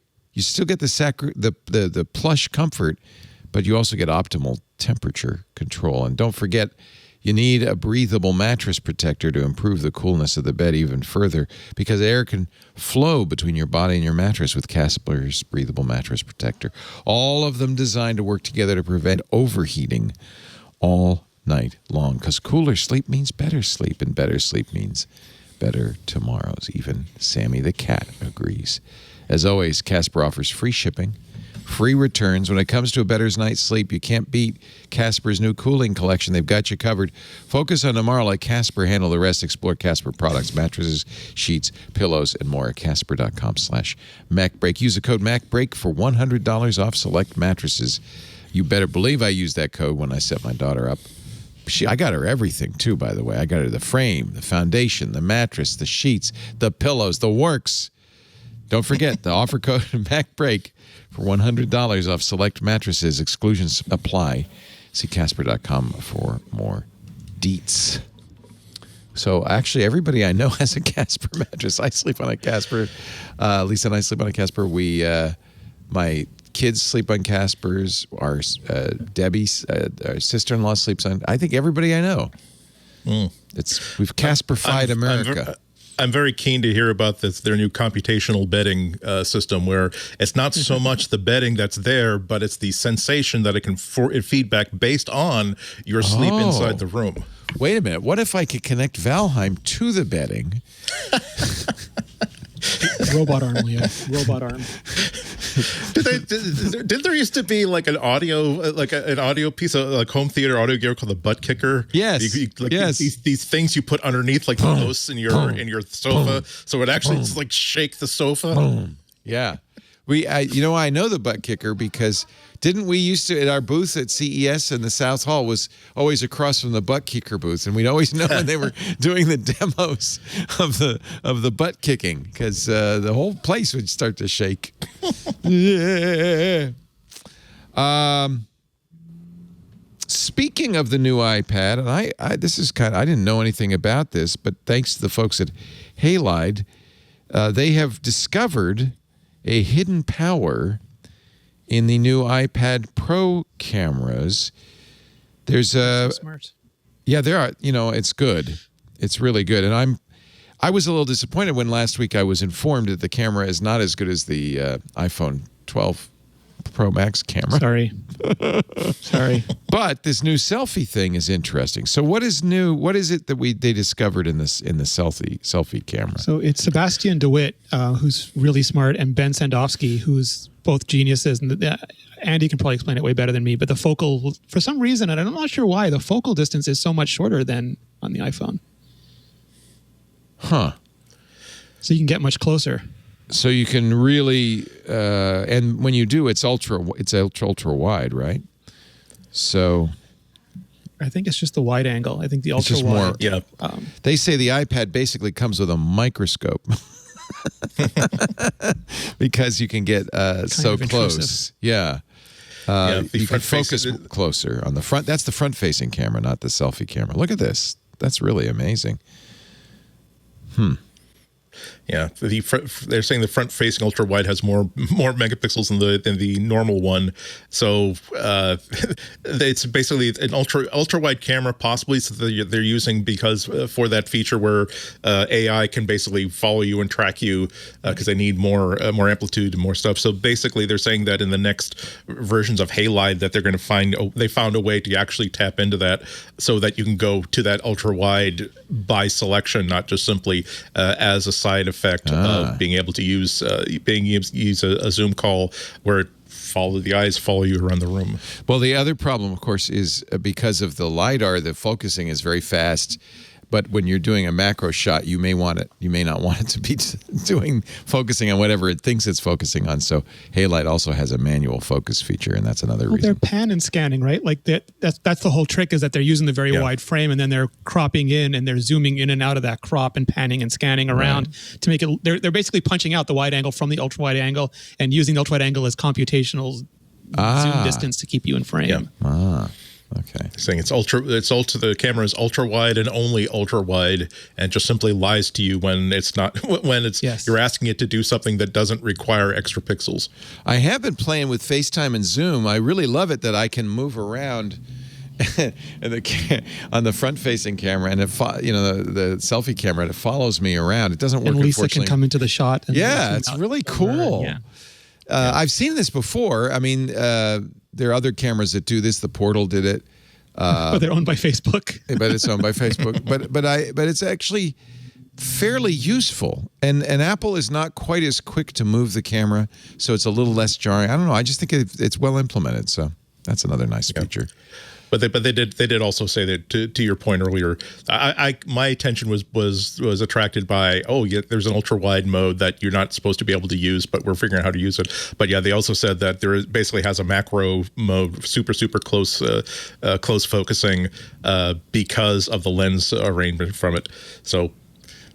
Again, this is why we need developers like these that are just going to beat on this hardware and figure out, what do you know? It turns out that we can give you a feature that Apple opted not to give you for free. Yeah. So if you want to read more, lux.camera, which is the Halide blog, and they talk in great detail. Sebastian DeWitt talks in great detail about what's going on and why Leo shouldn't be quite so disappointed in the choice of cameras for the iPad. At least there's Sebastian is, again, a legit genius. He did the famous leather version of the Find My app. He did Double Twist on Android. I think he basically invented subpixel anti-aliasing on Android back in the day. Yeah. And now has been working on this. It's the little things. Yeah. I didn't realize he did Double Twist. That's cool. Yeah, it's a big. I'm a big fan. Which was a hell of a trick back in the day. Yeah. This is he really is. He routinely comes out with these old school type apps that the bummer of modern app kits is that it really is hard to get out of whatever list of approved access to the hardware and access to the APIs that the manufacturer lets you have. It really does require that you just bang on every single door and just every time that you do a test and the answer is, wow, that's funny, I didn't expect that. Now your entire weekend is shot because you have to figure out exactly why was I able to do it? What is implied by the fact that when there's this is supposedly a low-resolution camera, and yet it's able to follow me without having a motorized mount on that lens, and then just poking and prodding until you make it do this thing that Apple did not intend you as the developer to do. Unless, of course, Apple decided to quietly in a conversation with the developers say, hey, isn't that interesting? I'm looking forward to any ideas that you might have in the next version of Halide as opposed to photography on the iPad. Yeah. Boston Public Library reopens in about a week and a half, 2 weeks. Number one on my agenda is to just do photography with just Halide on the iPad because Halide has given me a lot of smiles over the past week, It's just so seeing what good. it can do. Yeah, The new just Halide feels like- 2. Even yeah. the depth stuff. The depth stuff is ridiculous. Yeah. So just to recap, because I think I muddled the two things. There is the camera on the selfie camera is ultra wide, and Apple uses that's how Apple does Yes. the moving around thing, and so it only does a crop of it, but it also Center stage is- with software it's able to really correct for what is normally in an ultra wide lens. A lot of barrel distortion, and then on the other side, what do you call that? Is that the selfie rear camera camera. is the front-facing camera, the rear camera, I guess. Yeah. It turns out you can really get a lot closer than you can on an iPhone for macro And photography. they do that trick. They do the opposite of that trick on the iPhone, because for the last two versions of the iPhone, if you didn't care about their rich sweater mode with Deep Fusion, you could enable extended capture. And that way, if you took like a group picture with the wide angle and you chopped off somebody, you could press a button, and it also took the ultra wide frame, and you could recenter it. So that Andy, could, I expect you to get fix- right up close to those squirrels. Right up Actually, next to just- them. I'll in your honor, I will smear peanut butter like 1 inch underneath the camera sensor, so you can get the full effect of camera noses and whiskers right in the face of the camera. I found that there are two words that enable that. It's Candied Peanuts. You know what? You got Candied popular. Peanuts. You're going to get a picture of Leo in the wild. Get right up close. They are good. You have to decide how much you're going to share with the Oh, squirrel. man. Here's, by the way, from Sebastian's post on Luxdot camera. On the left is the closest you can focus on an iPhone 12 Pro Max. On the right is the closest you can focus with the iPad. That's a significant difference. And the close-up gives you really a good kind of macro-style result. So that's pretty cool. Yeah. Did we know that Apple posted the ADAs just a little while ago? The what? Apple Developer Developer Awards? Apple Design We Awards. know they Yeah. posted Design the Awards, finalists, but they've actually posted Oh, now. the finalists, yeah. This is not the awards will be announced later in the they'll day be on streamed Monday. live. Yeah, but these are the finalists. In case you're interested, shall we go through them? I just saw the alert pop up. Yes, here it is. This is from 9 to 5 Mac. The finalists announced a couple of hours ago for the Apple Design Awards. These are pretty important. The Apple site's pretty. The Apple site's prettier if you want to click through to it. Oh yeah, let's do that. Yeah, let's do that. This is really boring. They have icons and everything.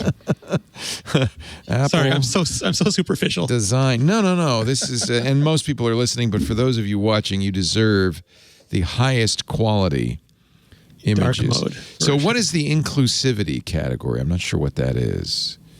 I think that's for accessibility and including different Very voices, accessible. and- Okay.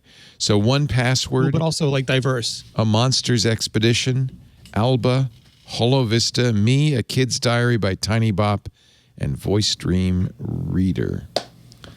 So I guess that means 1Password would be the most, the best most accessible password manager, I guess. I'm not sure. In the Delight and Fun category, Little Orpheus, The Chinese Room, Pock Pock Playroom, That's from the Poolside Snowman team. They're FM. so good. I haven't played any of these, but this is going to give me something to do tonight. If I can tear myself away from Viking Valheim. house building.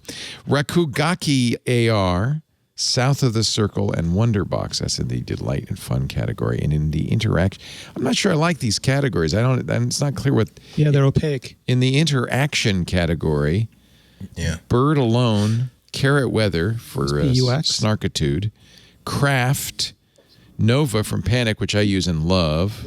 That's a Mac app. So these aren't iPads; these are Mac or what? What is the deal on this? Now I'm confused. I thought this was iPad. Yeah, it's a very opaque or page. iOS. Yeah. Yeah. Nova, which is only on Mac. Sping, SP exclamation mark, SP Bang NG, and Wonderbox. So some of these are iOS. I know they are. I don't understand. A lot of these are fun, entertaining apps. They're not a whole lot that show off exactly how powerful a Mac or an iOS device can be. Right. So this is what it's like. Rene said, maybe I'm just being confused by the fact that there aren't dedicated categories of best productivity, best game, best educational, best.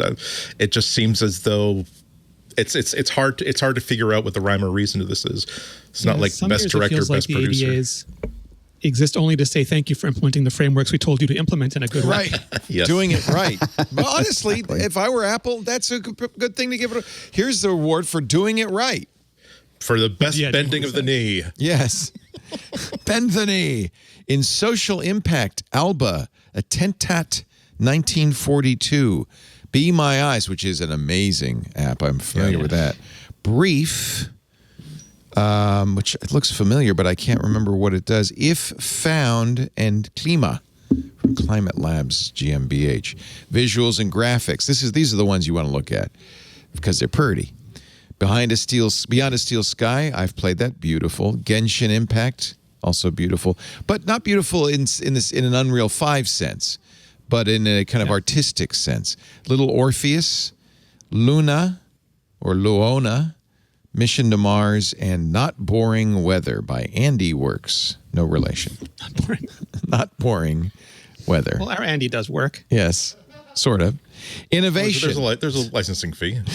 Bird Alone, Blind Drive, LOL Wild Rift, Museum Alive, Nad Sadhana, and Universe. And those are the nominees. The awards are Monday afternoon or Monday evening after the keynotes. The Apple Very Design cool Awards. trophy. Is it? Yeah. Yeah. It's a very Joni Ive sort of thing. I've said before, it is the ultimate like Apple device in that it is very, very rare. It is brushed aluminum. It has no visible buttons or anything, and the most visible feature is a glowing Apple logo. Ooh. Yeah. Does it have is battery not included? I think there's an X-ray of one winner X-rayed it, and it is like an interesting piece of technology that lights up when you touch it, interact with it. And it does have batteries inside it, although I can't remember whether there are. I think you have to, again, typical Apple product. There are no user replaceable batteries inside. Wouldn't that be You have to funny win another one. if exactly 1 year later your Apple Design Award starts lighting up because somebody else has won it now? So that was it. it was really funny. You have to go to carousel. You're in the sun. Yeah. It was funny this week when the rumor came out that Johnny Ive contributed towards the new iMac, because previously people were like, oh, finally, we're finally beyond the Johnny Ive era and there's colors are back and this is back. And then that rumor came out and all of a sudden it's like, oh, well, that's why there's still a chin. Is it credible that Johnny Ive worked on the 24-inch? I guess it depends on what your definition of work is. It could be like anything from he came into the lab. Johnny, to they we'd sent like him to show pictures you. They called him. We'd like to show you. It's a sketch. It's a He gave a sketch. sketch. What is They're an like, oh, iMac, it's- really? The essence of the iMac. I mean, you got to remember that the iMac was probably designed two years ago. You know, like it's not. Yeah. He may not be here as much now, but I He mean, was around when they were- 2 or 3 years ago is Yeah. probably when that struck. When the design of how it's going to look, it probably started. The story comes from Jeremy White in Wired, who says the 2021 iMac is a great family computer thanks to Johnny Ive again. Probably a disservice to Evan Hanke and the current team. Absolutely. Yeah. Oh, okay. It was Evan's rumor. All right. Well, just the idea. Oh, thanks to Johnny Ive, this is a successful product. Like, Oh, because he hired Evan Hanke. I'm not. Like, Well, I think they're saying he's because he still did it, and it's probably more like I don't know. Like I have no knowledge of how much he contributed, but it could be anything from sketches to they showed it to him when he was in town for dinner. yeah. I read that article, and I reacted that way because the article doesn't seem to say exactly what contribution, where his fingerprints are, or if even if this was just, this is part of a pad of sketches that he made while he was at Apple about the future trends for the iMac. About, hey, well, what if in the next, what if our M1 plan, our Apple Silicon plan, comes to fruition around this time frame? Well, then we could do this sort of a product, as opposed to we hired him as a subcontractor to do major design work. There's just no information, and so that it just seemed like a kind of a frisky headline, considering how much work went into it by people who still have Apple badges. And we know whether it's real or just a formality that Apple does employ Johnny Ive's current design firm. This is the paragraph from the Wired story. But Apple has another reason to reference this old campaign. Johnny Ive was involved in the design of this new iMac, despite having left Apple back in 2019. Hardware design is a long process, so perhaps it's not surprising that Ives' fingerprints are all over this new desktop. I didn't see them, but maybe. I had to clean it for hours. Interestingly, Apple would not confirm or deny if he worked on the 2021 iMac after he left the company, but they did confirm he had worked on it. So it's more than a rumor. Yeah. Apple said, yes, he did work on it. But yeah, to what degree? I think that blue is a little too blue or something. It's the wrong trousers. Exactly. His fingerprints and also some flecks of pastrami, because he did come in during a lunch break to take a look at the proposed design. And it was stuck in the metal. It's now in the metal. It's left his fingerprints. Yeah, his pastrami. His fingerprints are you there. You can tell by the chamfer angles on the prosciutto. Forever. There is also the Apple Swift Student Challenge. Those winners we do have because they get to go to WWDC. They get a special Zoom room. I don't know what they get, but these are the kids. They do this every year. 350 Swift Student Challenge winners from 35 different countries and regions will be among the millions of global attendees. Well, it's a little less special this year. I think you're going to see an increasing focus from all parties involved on students that are learning how to do this, that are not necessarily college aged. Yeah, that's because great. You'll see that Grow with Google is focused on non-degree. These companies are not getting the supply of folks that they need at a rate that they need them. And so they're basically starting to bypass education. Yeah. And go straight into how do we train them directly, because we need them now. So here's one of the winners, Jana Yan. When the pandemic began, Jana Yan's immunocompromised grandparents struggled to get essential supplies like groceries delivered to their home in Hawaii. She's 16. She lives in Oakland. She says, my sister and I felt especially driven to help because we were so far away. So they created Feed Fleet, an app that pairs volunteers with at-risk individuals to deliver essential goods to their doorstep. Wow. Good for her. 16. She joined the FarmLink project, a student-created nonprofit that helps farms connect their surplus produce to food banks.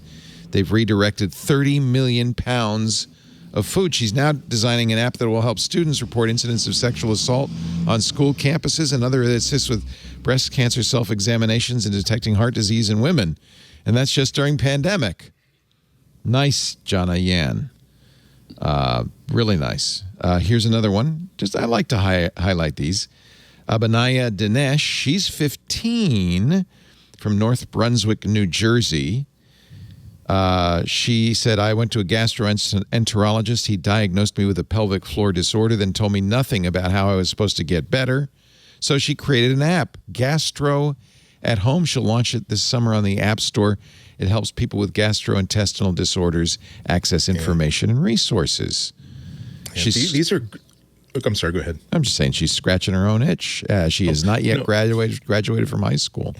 Yeah, but these are exactly the sort of stories that Apple loves to tell, where it's not about kids who are like me, 15, saying, I bet I could write my own operating system for the Apple IIe right now and get 18 sectors instead of 16 sectors. Right. This is basically, like normal humans who see a need, and just like you can hold a brush in your hand, you can type something on a keyboard. Their idea is that, hey, I've got this. I don't have to be a nerd I don't have to be motivated by a fascination with programming in order to write a great piece of software that fills a need that I see that can benefit from my own point of view. And it really is a great, not even as a piece of PR, it's just a great statement about the power of accessibility to coding. Here's a 17-year-old from Woodbridge, Virginia, Damilola Afofasayo. She tried to get into hackathons but couldn't, so she and a friend decided to start their own Tech Hacks, a nonprofit that describes its mission as creating a supportive environment for girls everywhere to create, problem solve, and showcase their talents alongside like-minded females to compete and work with. Their first hackathon was August 2020, 800 participants, 60 countries. Man, that's pretty awesome. Again, if the world's not conforming to your needs, do it yourself. She's also working on an ASL, an American Sign Language app, that she will launch later this year on the App Store. She wants to, she's in high school still. She wants to study computer science and political science. Good for her. Those are the three that Apple highlighted in their newsroom, but there are many more. Unfortunately, the prize this year isn't as wonderful as it has been in years past, where you got a trip to see the WWDC conference in person, but still a really nice honor. A bunch of really cool people inside. Yeah, and a bunch of cool people inside Apple are eager to see their emails and responding to them, and are going to help them with their future projects too. Good. So that's it gives you a little access. Thank goodness, because what a very special trio of human beings that they're spotlighting. Isn't that awesome? Because not just hey, I made this app and I found this way to monetize it, and now I'm saying goodbye to college because I'm making too much money. Here's a really cool thing. It's point of view. Your eyes are on the ground. You see a problem that you are motivated to fix, that only you can pursue with that kind of a passion. And my God, are they doing a great job of it? It's just so impressive, and it just really puts a big smile on my face. I ran out of time last week before I could talk about this, but this is a light week, so I'm glad we could do it now. Apple has previewed some powerful software updates designed for people with disabilities. I think they've all launched now, if I'm not mistaken. Sign Time launched May 20th to connect Apple Store and Apple Support customers with on-demand sign language interpreters. So they will sign your session at the Apple Store, which is really. I think most really of the rest cool. are coming with the betas after DubDub. Okay. By the way, version of WatchOS it supports ASL, but also British Sign Language, French Sign Language. Yeah. And it is in the web browser, which I think is fantastic. Yeah. Coming later, Assistive Touch for Apple Watch. It looks like magic. That brilliant. video is like magic. Well, let's look at the video here. So I'll turn on the sound. Being able to operate on Apple Watch without being able to see the display. For example, to stop a timer, double clench to activate Assistive Touch. Oh, man. Pinch your index finger and thumb That's awesome. to move focus to the stop button, then clench to confirm. It can tell from your hand movements. You can also use these gestures to perform quick actions. The sensors and the pulse to answer reader. a call, you can double clench to immediately pick up. Will this work for everybody? There are also additional controls. I'm going to use complex that. It's meant for people with limb differences, but it will work for everybody. The action menu, pinch to move focus to the motion pointer, and clench to confirm. Wow. Now you can move your arm to hover the pointer over the edge Oh, no. of the page. Yep. Then hover over the end button to stop the workout. Wow. The motion pointer can also be activated by simply shaking your hand. So that's Assistive Touch. With this new feature, we're able to open the door to I am even more people. getting In a way chills. that hasn't been possible before. That's brilliant. So Their accessibility team is so good. how are they doing that? I mean, so they're somehow sensing your movements of your hand. The accelerometer, the gyroscope, and the pulse reader, depending on what's happening with the blood flow going through your arm at any given time. Yeah. And the other answer to that question is they're doing that because they care about making this happen. Yeah. They're figuring out a way to happen instead of simply dismissing it and saying that, well, of course, fine motor control, how are you going to be able to hit a target that is this small and you also have a problem holding your other wrist steady. Oh, well, what can you do? Well, I don't know. Let's spend a whole year and a whole bunch of money trying to figure out how we can do this. You have to care about this stuff in order to make this stuff happen. And Apple clearly cares about this stuff. And spend a lot of money. That's a team working a long time to get that to work. That's really impressive. The first time I met Sarah Herrlinger, who runs accessibility marketing at Apple, she's like the product marketing lead for this stuff. I got a briefing about selfie mode for low and no vision people in the camera app, and she's like, most people say, why would they want to take selfies? But they want to. It's not that they want to see their own selfie; they want to send it to all their friends and family. So we figured out, move your head. It's not enough. It's not bright enough. You're too far to the left, and we would talk them through the process. And they don't think about what feature would be good. What are they missing out? What can we deliver to them so they can have the most complete experience possible? And every year, they made cursor mode, and now everybody has cursor mode. They made like smart inverse, and now everybody has. They keep pioneering all this stuff over and over again. They're so beyond impressive. And I don't think that. I mean, this is such a deep commitment there, and I don't think it has anything to do with. It's not cash positive for them. Absolutely, this is something that they don't care about. It's good about. PR, but even then, it costs so much. I'm sure hundreds of millions to do that. No, but they get it. It's about accessibility. Isn't like, isn't it nice of us that we're making this? No, it's like this is table stakes. You have if your customer base includes people of all different types, you have to be able to serve all of those different people. They have a right to demand that kind of stuff. And so once again, it comes to the world is not yin and yang. It's not like just one or the other, but nonetheless, at some point you ask the question, do you care about this or do you not care about this as a company? And Apple, when it comes to accessibility, keeps answering the question that yes, we do care about this. We're going to figure out how to do this. It's probably similar to the technology that the hand washing detector uses. It's using multiple sensors, listening for sounds of water running and squishing and your hands moving in a certain way. By the way, landmark moment, I am going to turn off the hand washing timer now because I am sick and tired of washing my hands for 20 seconds.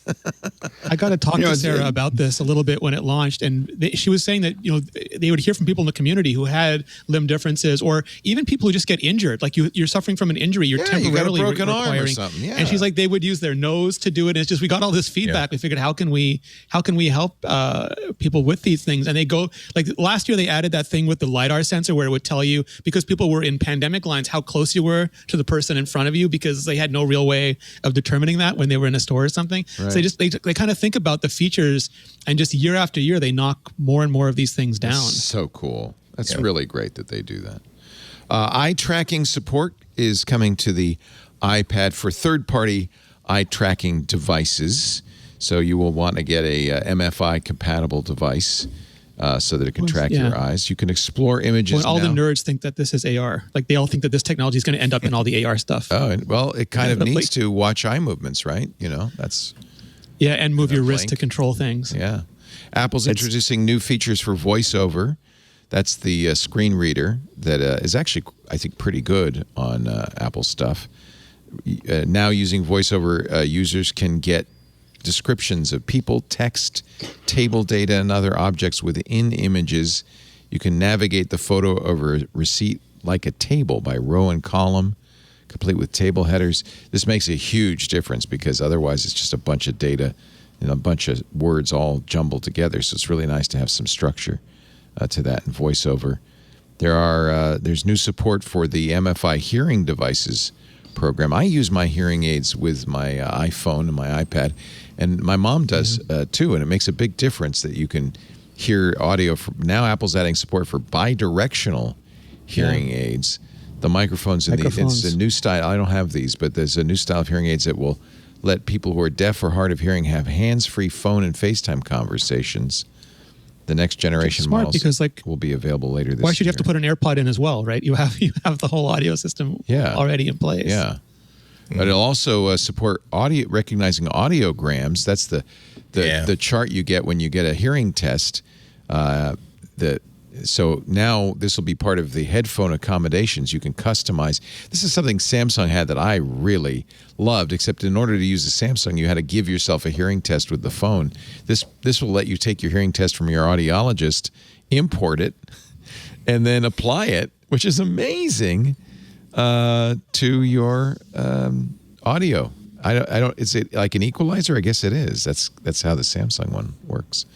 So like a customizer. that's really cool. Apple's introducing new background sounds to minimize distractions and help you focus, stay calm, or rest. You can have bright, balanced, or dark noise, as well as ocean, rain, or stream sounds play in the background. This is great for people with, like me, with tinnitus. Having a ocean in the background or rain in the background can really mitigate my tinnitus. It's also for people with neurological differences. It's like getting a hug for your ears because it provides like something that's predictable. Because the problem is usually the unpredictability of sound. It's not because people get confused. They say, "Why would you want this sound?" And it's that it is predictable sound that is always there, so you're not startled or surprised by it, and it drowns out the more. What's the word? Like the chaotic sounds that you're not prepared for. We've had family members that wear headphones in grade school for that very reason. They can't because it's all of that noise is distracting. Coming later this year, sound actions for switch control, display, and text size settings that can be customized per app, which is fantastic, and new customizations for emojis to better represent users with oxygen tubes, cochlear implants, and a soft helmet for headwear. That's just so, it's wonderful. It's inclusive. I think this is really great. Yeah. Thank you, Apple. That's really fantastic. Some really, really great stuff. So I didn't do this last week. I meant to, and we ran out of time, but I'm glad we could do it this week. So tell me if this is true. I'm going to be depressed. I bought a very expensive iPad Pro with 16 gigs of RAM, and now it turns out no app can use more than 5 gigs at any one time. For now. I mean, it's true. It's true-ish. It's one of the things that was just like iPadOS came from iOS, and iOS has historically not needed a lot of RAM because it doesn't have interpretations, doesn't have garbage collection, and now they've stuck an M1 chip that happens to have 8 or 16 gigabytes of RAM. So that's an artificial limit that I'm sure will fall down with the next update. This came from the guys who do Procreate, because, of course, if you're creating an elaborate image with lots of layers, you would love to have more than 5 gigs of RAM. The nice thing right now is that if you're using Procreate, like I don't think I've had an app respawn yet, and I've got apps like a week old, and I'll go back to them, and they're still in memory, and websites are still in memory, and iOS has no swap, like it has no concept of writing to SSD, so all it does is jetson any app that when it runs out of memory, as soon as there's memory pressure, it jetsons an app. So with this, it doesn't. There's no memory pressure. Doesn't need to. So I've gone back to really heavy apps like 3 or 4 days later, and they're still in memory. Maybe that's one of the little subtle changes that makes this more usable. I can't figure out why, but I just feel like it's more usable. Maybe that's part of it. So iOS itself can use more than 5 gigs of RAM. Just no one application can. It reserves a gig for the system, and then it makes the rest available. But the rest available, the top point was 6 gigabytes before. So that I never want to say it's like flipping a bit, because I think that shows my ignorance of software development. But it's one of those things that I expect will just disappear with the next update. Yeah, maybe iOS 15. You think? Or iPadOS. They're still the same, but again, it goes to the common complaint that the iPad is not good enough at multitasking, and that's one pain point that Apple can improve and really take it to the next level. And the timing is perfect for it to be updated, given by the fall at least, and announced next week. So right. So I won't feel too bad. I don't have any apps that need that much RAM. I'm not saying I need to. The 5 gigs comes from the fact that the top of the line iPads only had 6 gigs until this latest one. So 1 gig that makes sense now. 1 gig for the operating system, 5 gigs max. Yeah, it might have been something as simple as just it's hard coded in, when it shouldn't have been, and now that'll change depending on the total available RAM someday. Well, someone just picks a number and says no one will ever need more than that. That's famous in the computer industry. No one will ever need more than 5 computers. No one will ever need more than 128 megabytes. But that's what I'm saying. I think it might not have been that. It might have been because, we know that the most we're going to ship in an iPad is 6 gigs. Yeah. We know we want 1 gig for iOS. So you'll never be able to get more than 5 gigs. So we'll make that the max. But there's no reason to hard code that. You should really say, what's the total available RAM? Okay, let me allocate X all of it. minus 1. So, exactly. I think you could probably figure that out and probably fix that. So very interesting. Nobody even thought that you would want more than 5 gigs. But I bet you Procreate and other apps, Photoshop would love, Luminar would love, not Luminar, But then you're going to start jettisoning apps again, and people will complain, "Oh, my apps are no longer in memory." Right. Maybe let us swap. Right. Let us swap as well. Particularly if you're gaming and you want to pause a game in the background, and then you come back and say, "Oh, okay, that was nice. I'm going to have to start that again." Ooh, that I wouldn't want. Well, no, not like start the game all over again, but it means that Right. okay. So now instead of being able remember. to, I thought all I was going to do was check some email and then follow up on a couple of websites. But it turns out that now I'm going to have to restart this game and resume from where I was because it had to be booted out of memory. Any other stories we want to cover? I know we're still under 2 hours. I got to keep going here. Is there anything else you want to cover before we go to our picks of the week? Speak now or forever hold your peace. The new WWDC digital lounges are now available to sign up. I got that notice this morning. There's one-on-one labs. I've never used these digital Phil Schiller lounges. at the top. Is that Phil Schiller screaming at the top of that with all the party favors coming out? Top right with the dialogue box. Is that Phil? Here with the sunglasses or this Above, guy? Right, yeah, that guy. Yeah, maybe. Kind of a Phil Schiller memoji. I guess I have to work on my memoji for WWDC. I've got to really polish it up. I renewed my attempts to make a memoji of myself after getting the iPad. They still don't have proper mutton chops. You can get sideburns, okay. You can have like little weak ass ones that go to the chin, but also doom you to but I decided not to shave my mustache or my chin. Mutton chops. These are real things. Some of our best presidents have had mutton chops. Some of our best. Some of our greatest woodworkers. Some of our folk singers. Some of our worst presidents too. Did Millard Fillmore have mutton chops? I don't know, but I wouldn't be surprised. Apparently, this is weird. The digital lounges will be in Slack. Yeah. Okay. I guess Apple uses WebEx and Slack. That's what Apple uses. Yeah. One-on-one labs will be available to developers, enterprise devs, and the student challenge winners. There you go.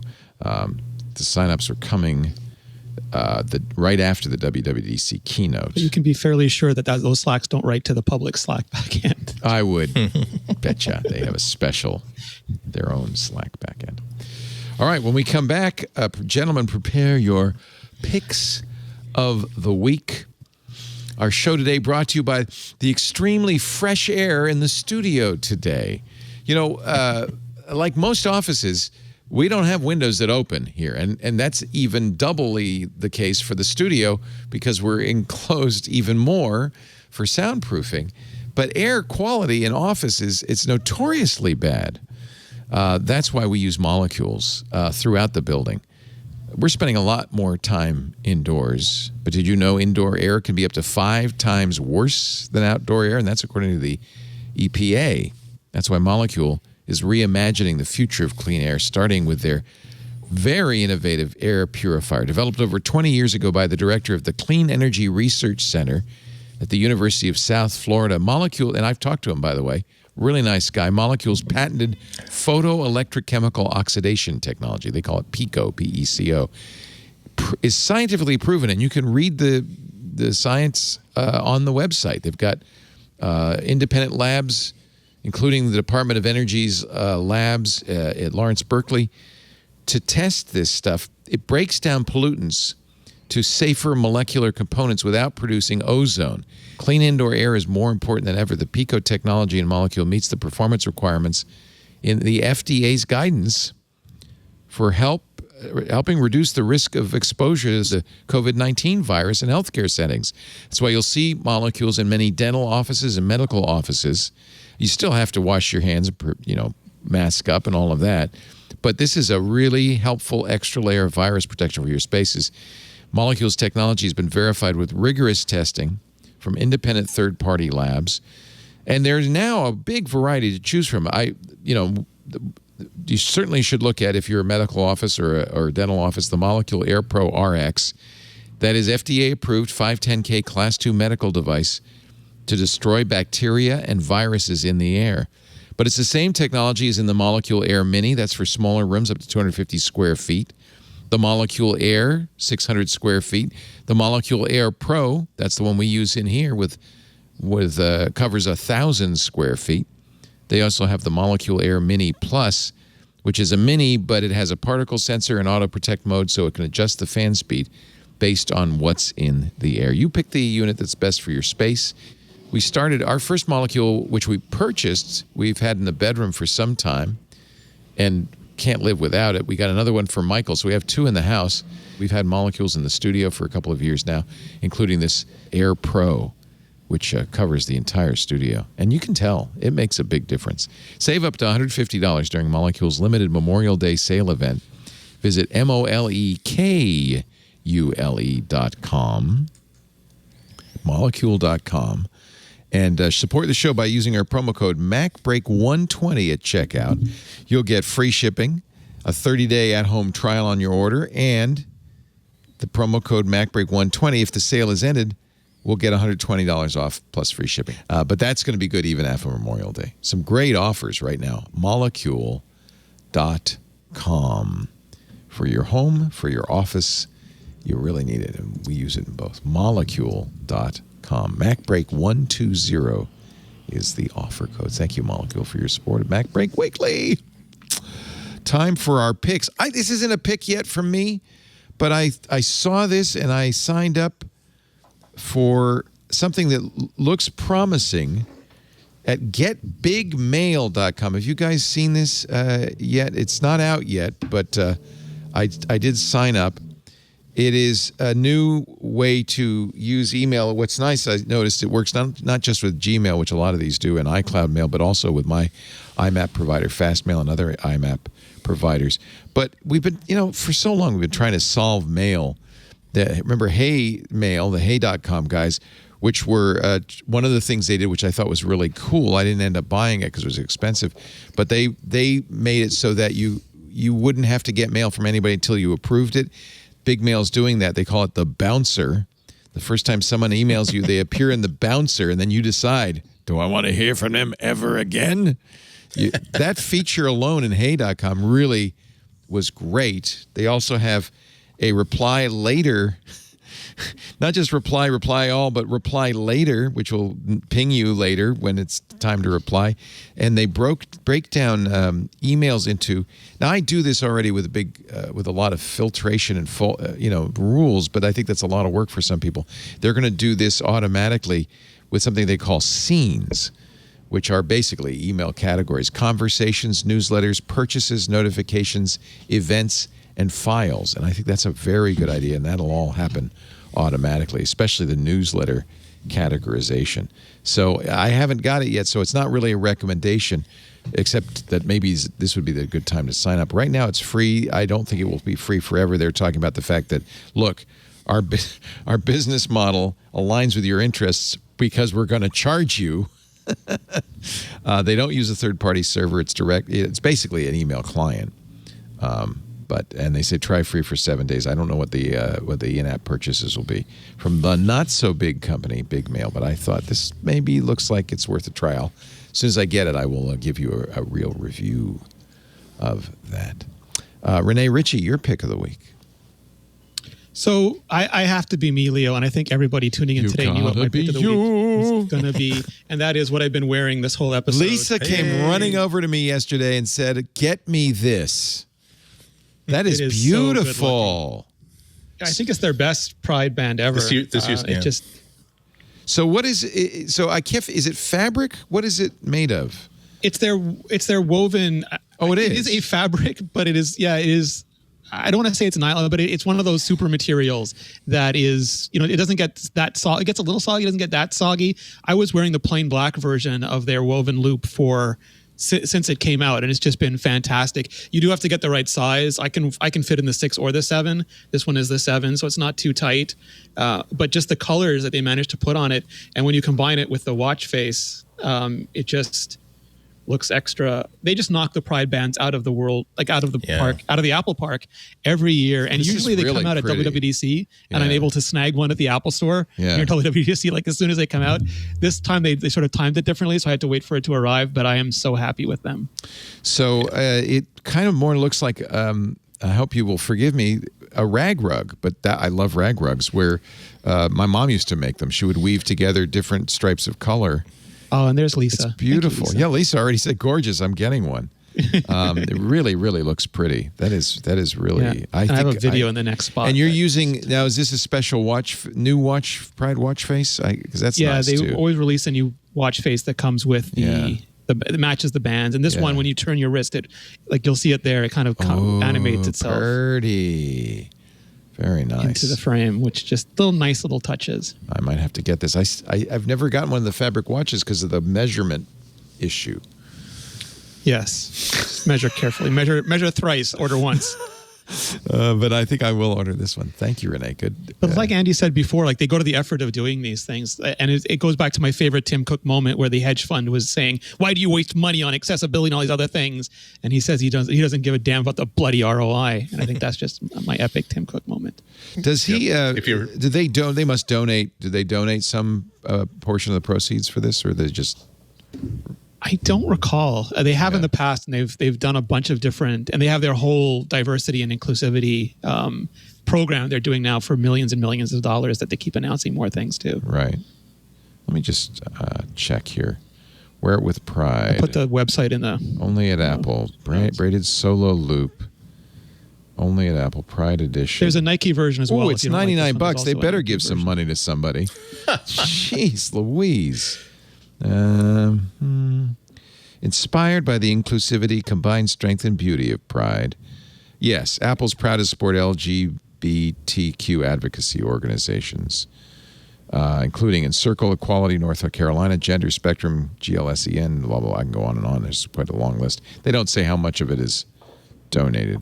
Created by weaving 16,000 recycled polyester yarn filaments around ultra-thin silicone threads using advanced precision braiding machinery, then laser cutting the band to an exact length for a custom fit. No wonder it's $99. It should be $200.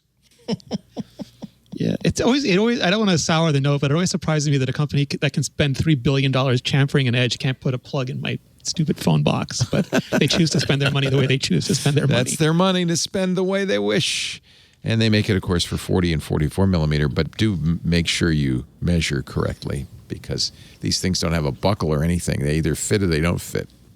Yeah. There's some stretch to it, some give, right? Yeah. You can stretch quite a bit. And unlike the other version of the regular loop, this one will, you can stretch it back into place. So I've had one I've been wearing for the last 7 months that's just a little bit looser than it originally was, but it's fine. Okay. Then run it through a hot dryer. It'll shrink it. And melt the silicone bands inside. MacBreak Weekly does not confirm or deny reports. I'm not advocating that. Andy Ihnatko, pick of the week. I came late to this puzzle game, and now I might never survive it. It's a game Blackbox for iOS, and it's just the most wonderfully creative and beguiling game I've ever encountered. It's you're used to these puzzle games where it's like, okay, so the mechanic is that there's a rope and it's attached to pulleys and you have to cut it in the right place, screen after screen, to make sure that the water hits the pail instead of, okay, I get it, and it's going to be more complicated. No. All you get that's consistent is that there are these lights that are on the screen, and your job is to turn on this light to confirm that you have solved this puzzle. And at the start, they're very, very simple. That you notice that by tilting the phone, by tilting the iPad, that these waves sort of appear from side to side, and that interacts with the light in some way, and then you get it. At later stages, you get to things like, it's not a simple mechanic. Each puzzle is kind of unique, and some of them are so brilliantly out of the box. Like you will be at one point you will be thinking, this can't. Wow! Something happened when that noise happened someplace in the. Wait a minute! I don't have to be making noises that are going to interact with this screen, am I? Or I'm not going to have to cover up the light sensor to make something happen. I'm not going to have to do that stuff. Oh my God! These things happen, and it's it came out 2 or 3 years ago, and it almost became like a cult-like experience. The experience of playing this game, it's a lot like one of these MIT treasure hunts where again, there's a puzzle to be solved, but you can't find the answer unless you're going to this street corner at this time at night, because that's the only time that the street lamp in front of the 1888 Necco factory tower is lit, so you can see the order of the lights that are on that tower. That's the sort of stuff that this is going at, where every time you're stuck, it's not because, gosh, I can't figure out, okay, so if this rope is going to up to this pulley, then up to this weight, but then there's a bird that hits that. No, it's like you have to be very, very conscious of what your environment is doing and what your motions are doing. It almost never involves tapping anywhere on the screen. It's always about like your presence in space and time and your interaction with the device itself. There are like dozens and dozens of levels to this. And it's a free game. The other thing that's revolutionary about it is that it's a free game, and it's not like Electronic Arts games where you can't get ahead unless you buy hints. They will sell you hints if you want to buy hints, but if you can also get hints by recommending this game to other people, and then they wind up downloading it. And even the hints are very, very clever and very, very satisfying. It's the sort of puzzle game where you're not getting more and more frustrated as you go on and more obsessed. It's where the rewards are more and more deep and fulfilling, where you feel as though, my God, I can't believe I spent 3 days figuring that out, but my God, what a beautiful solution to a puzzle that was. Well, I'm still stuck on the second one, so I don't. Yeah, it's this is hard, but it's fascinating, and they are clever in their hint structure and stuff. So that's cool. I haven't played this before. I'm going to play it now. You do feel as though there is an actual like person in some sort of a layer somewhere with 100 screens around them, and they're trying to bedevil you specifically in turn. It's just beautifully done. It's almost like interactive art, if there is such a thing. It does say in-app purchases, but that's for an additional puzzle pack, which is $4.99. But you can buy hints, you can buy additional puzzles. You do not require to. You don't have to buy anything else to make it work. As a matter of fact, the creator put this post on Medium explaining what his intent was and how he decided that this is a way to work. And I think it actually did win an Apple Design Award the year it came out, like 2017 or 2018. Oh, I get it. I have to go underneath it. Yeah, exactly. Oh. I only got that one so quickly because I happened to be in bed, like with my new iPad, that's like actually using it like this, and I would never have gotten it had I realized that, oh, wow, I'm actually using it upside down. Does this work on the iPad as well, or is it? Yep. Oh, it so you can works use without any change whatsoever, yeah. Nice. Thank you, Andy. You've just ruined my life. Thank you. But just your goal, I know, at every possible juncture. It's part of my core competency. You did read my CV when I first applied for podcasting work. Andy will take up all of your free time with games and amusements you cannot put down. You will regret meeting him. You will regret doubly hiring him in any degree of responsibility. And yet, you will not be able to sever your connection because he is just that beguiling. That's right. You have beguiled me. Somebody in our chat room, Thread 3466, says it's one of the greatest ways to learn what your phone can do. I've finished all 79 levels. It's great. Then now it's time to spend money with Alex Lindsay's pick of the week. Oh, he's muted. He's the invisible Alex Lindsay. Go ahead. No, I can hear you. You can hear me now? Yeah. Okay. So what I'm recommending is called Isadora, and I wanted to recommend partially because I didn't even know it existed until like 3 or 4 months ago, and it's been around for years. And so, it was created by Mark Caniglio, who is he's a performance artist, or he works in these different performances for a long time. You know, he's been really part of a lot of the breaking, stuff that in the 80s and 90s, and he wrote this to fix the problem of when you're on stage being able to control the lights and control the playback and control audio and video and have them all integrated and have them all cueable and have them all talking to each other. And we've begun to use it actually for Zoom because Liminal has Andy Carluccio at Liminal has been able to tie information from Zoom into Isadora to control windows and graphics and everything else online and virtually. And so, but when I started digging into it, we're going to have actually Mark is going to come on office hours on Friday and talk about it. But as I talked to him last week, and I was just really amazed at what's possible. So really, and then of course I talk to people in theater, and they're like, yeah, it'd be like walking up to someone who works in print and go, "Have you heard of Photoshop?" Yeah, like, right. You know, like it's like, duh. And they're like, yeah, we have heard of that. And so, and everybody uses it. So it's a really, if you're looking for something like that, again, what it does is it maps inputs and outputs really effectively, and it includes the ability to, control things, outside of it. So you can say, I want to have this, when this information comes in, I want to remap it and have it go do this. It's a really powerful server system that can help lots of different kinds of hardware and software interact with each other, whether it's DMX or OSC. It's kind of glue or for all of the different boxes that you use in but it's not designed to be a lot of us can, not a lot of us, but people can do this with programming. What this was really written by as an artist. So this is all very visual. Yeah. So you can tie things together and say, okay, well, now I want to do this and have it go this way. And so, and it was really, what's great about it is that it comes from where the great apps come from, which is someone trying to solve their own problem, right? Years ago. And this is, again, brand new to me, only 3 months ago, but it's been around for 20 years, and so it's something that has been building up in the theater business and performance business for years, and it's really a kind of a mainstay for a lot of these things. But I had never heard of it before. It's a switcher, but not just for cameras, for everything. It's lights. Yeah, it's a data audio transport system. Yeah, you can say when I get this information from over here, I want you to go do this over here. So you can grab this stuff. Well. Nice. Well, that's the whole thing, is tying it all in, and that it can also tie into cues from your Stream Deck, from buttons that you created, from people being in a certain place, from people talking in Zoom. like all of those things can be automated and say, well, when you see this information, I want you to go do these other things. And we think about automation tools, but this is really built to talk to all the things that you would need, again, in the area of things like DMX and OSC and lots of other controllers, and being able to reach out and make all those work. So it's a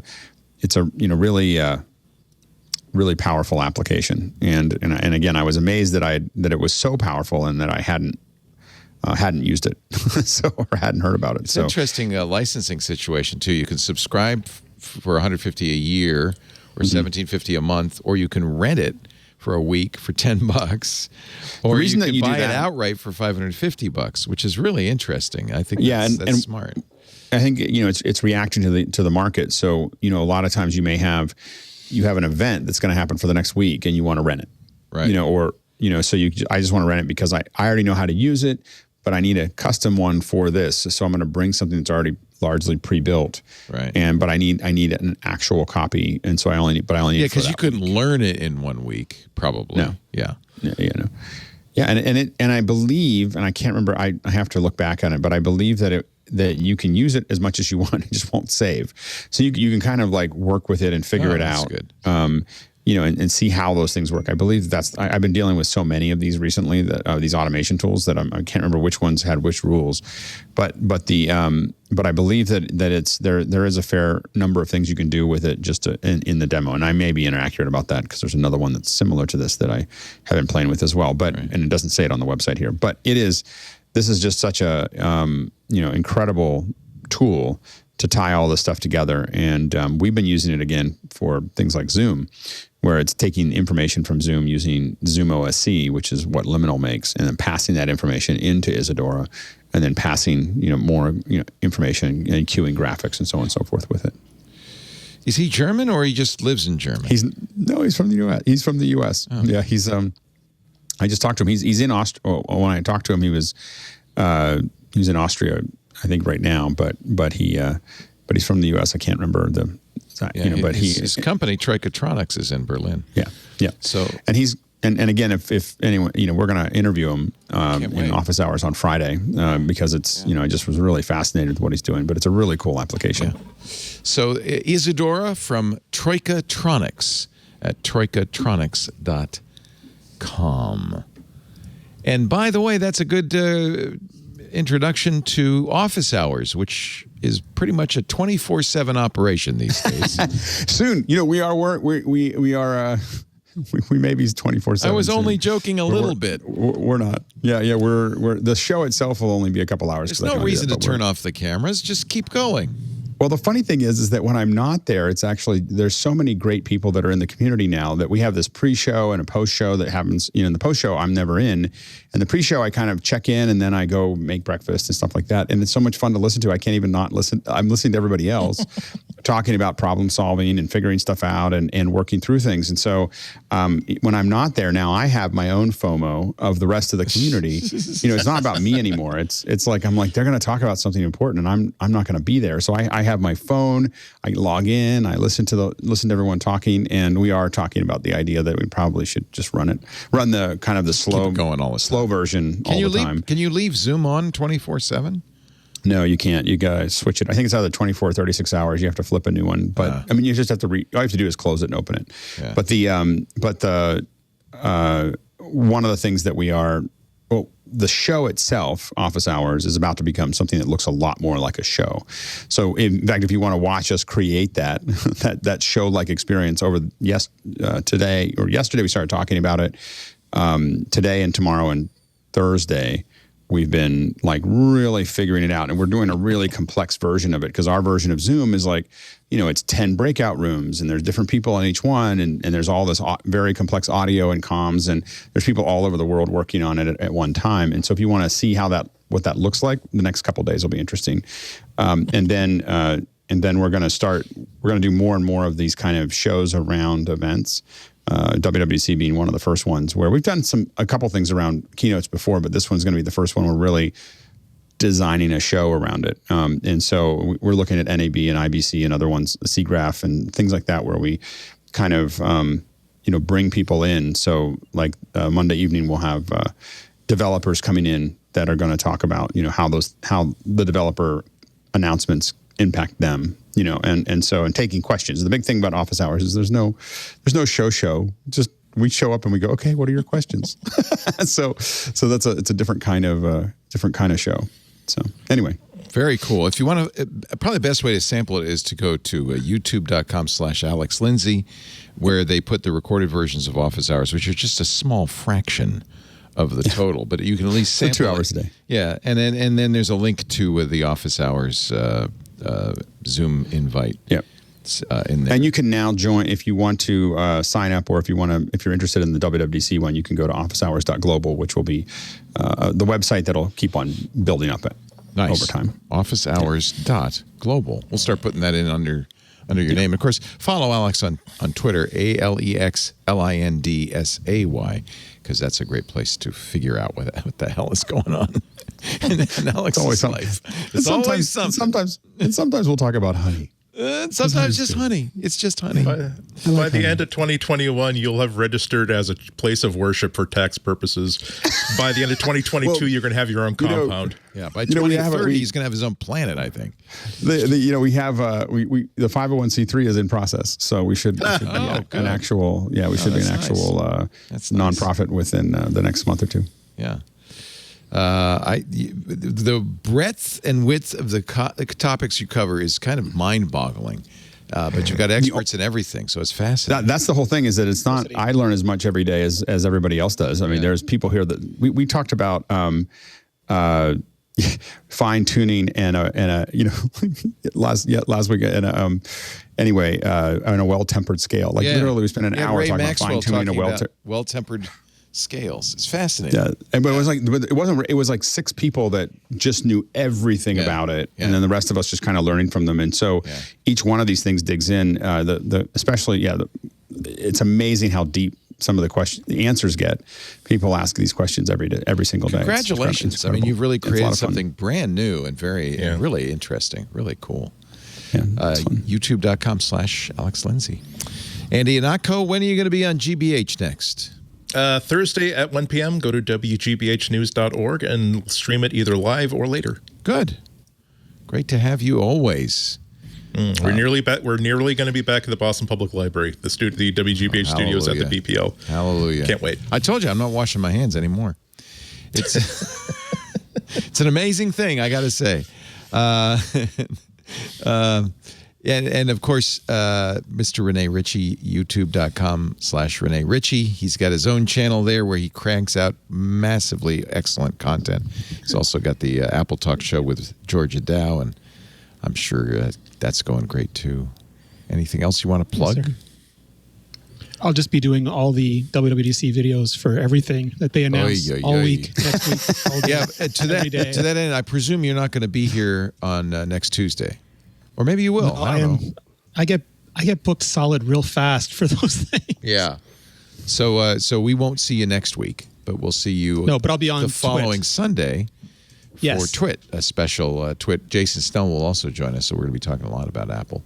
But I've already. Like Jason said, you're not skipping a show that easily, sir. I also said we're going to have somebody who's not Apple on that show, so we don't go too crazy. I hope there's a lot to talk about after Monday. I really do. Andy and Alex, you'll be here on Tuesday of next week, yes? Yep, indeed I will. Absolutely. I think we're going to get Doc Rock to join us as well. It's going to be a great week. I've got my command center all set up for Monday. That's my usual two-screen setup. Good. Yep. And of course, Micah Sargent and I will cover WWDC's keynote Monday, 10 a.m. Pacific. That's 1 p.m. Eastern Time, 1700 UTC. If you want to watch that, you can watch it. YouTube has a live stream. Actually, the best thing to do, go to twit.tv/live. The YouTube stream and all the other streams will be available there. You can pick the one that you like the best. The chat room will be open, and so will Club TWiT's Discord. We will open a stage for that and take comments as well. Club TWiT is our newest subscription plan, $7 a month with 3 benefits. Benefit number 1, no ads in all of our shows. There's a special feed for Club TWiT members. Actually, each member gets their own dedicated feed with ad-free versions of all those shows, video and audio. Benefit 2 is our fabulous Discord, which is so much fun. We're having a lot of fun with that. Highly recommend it.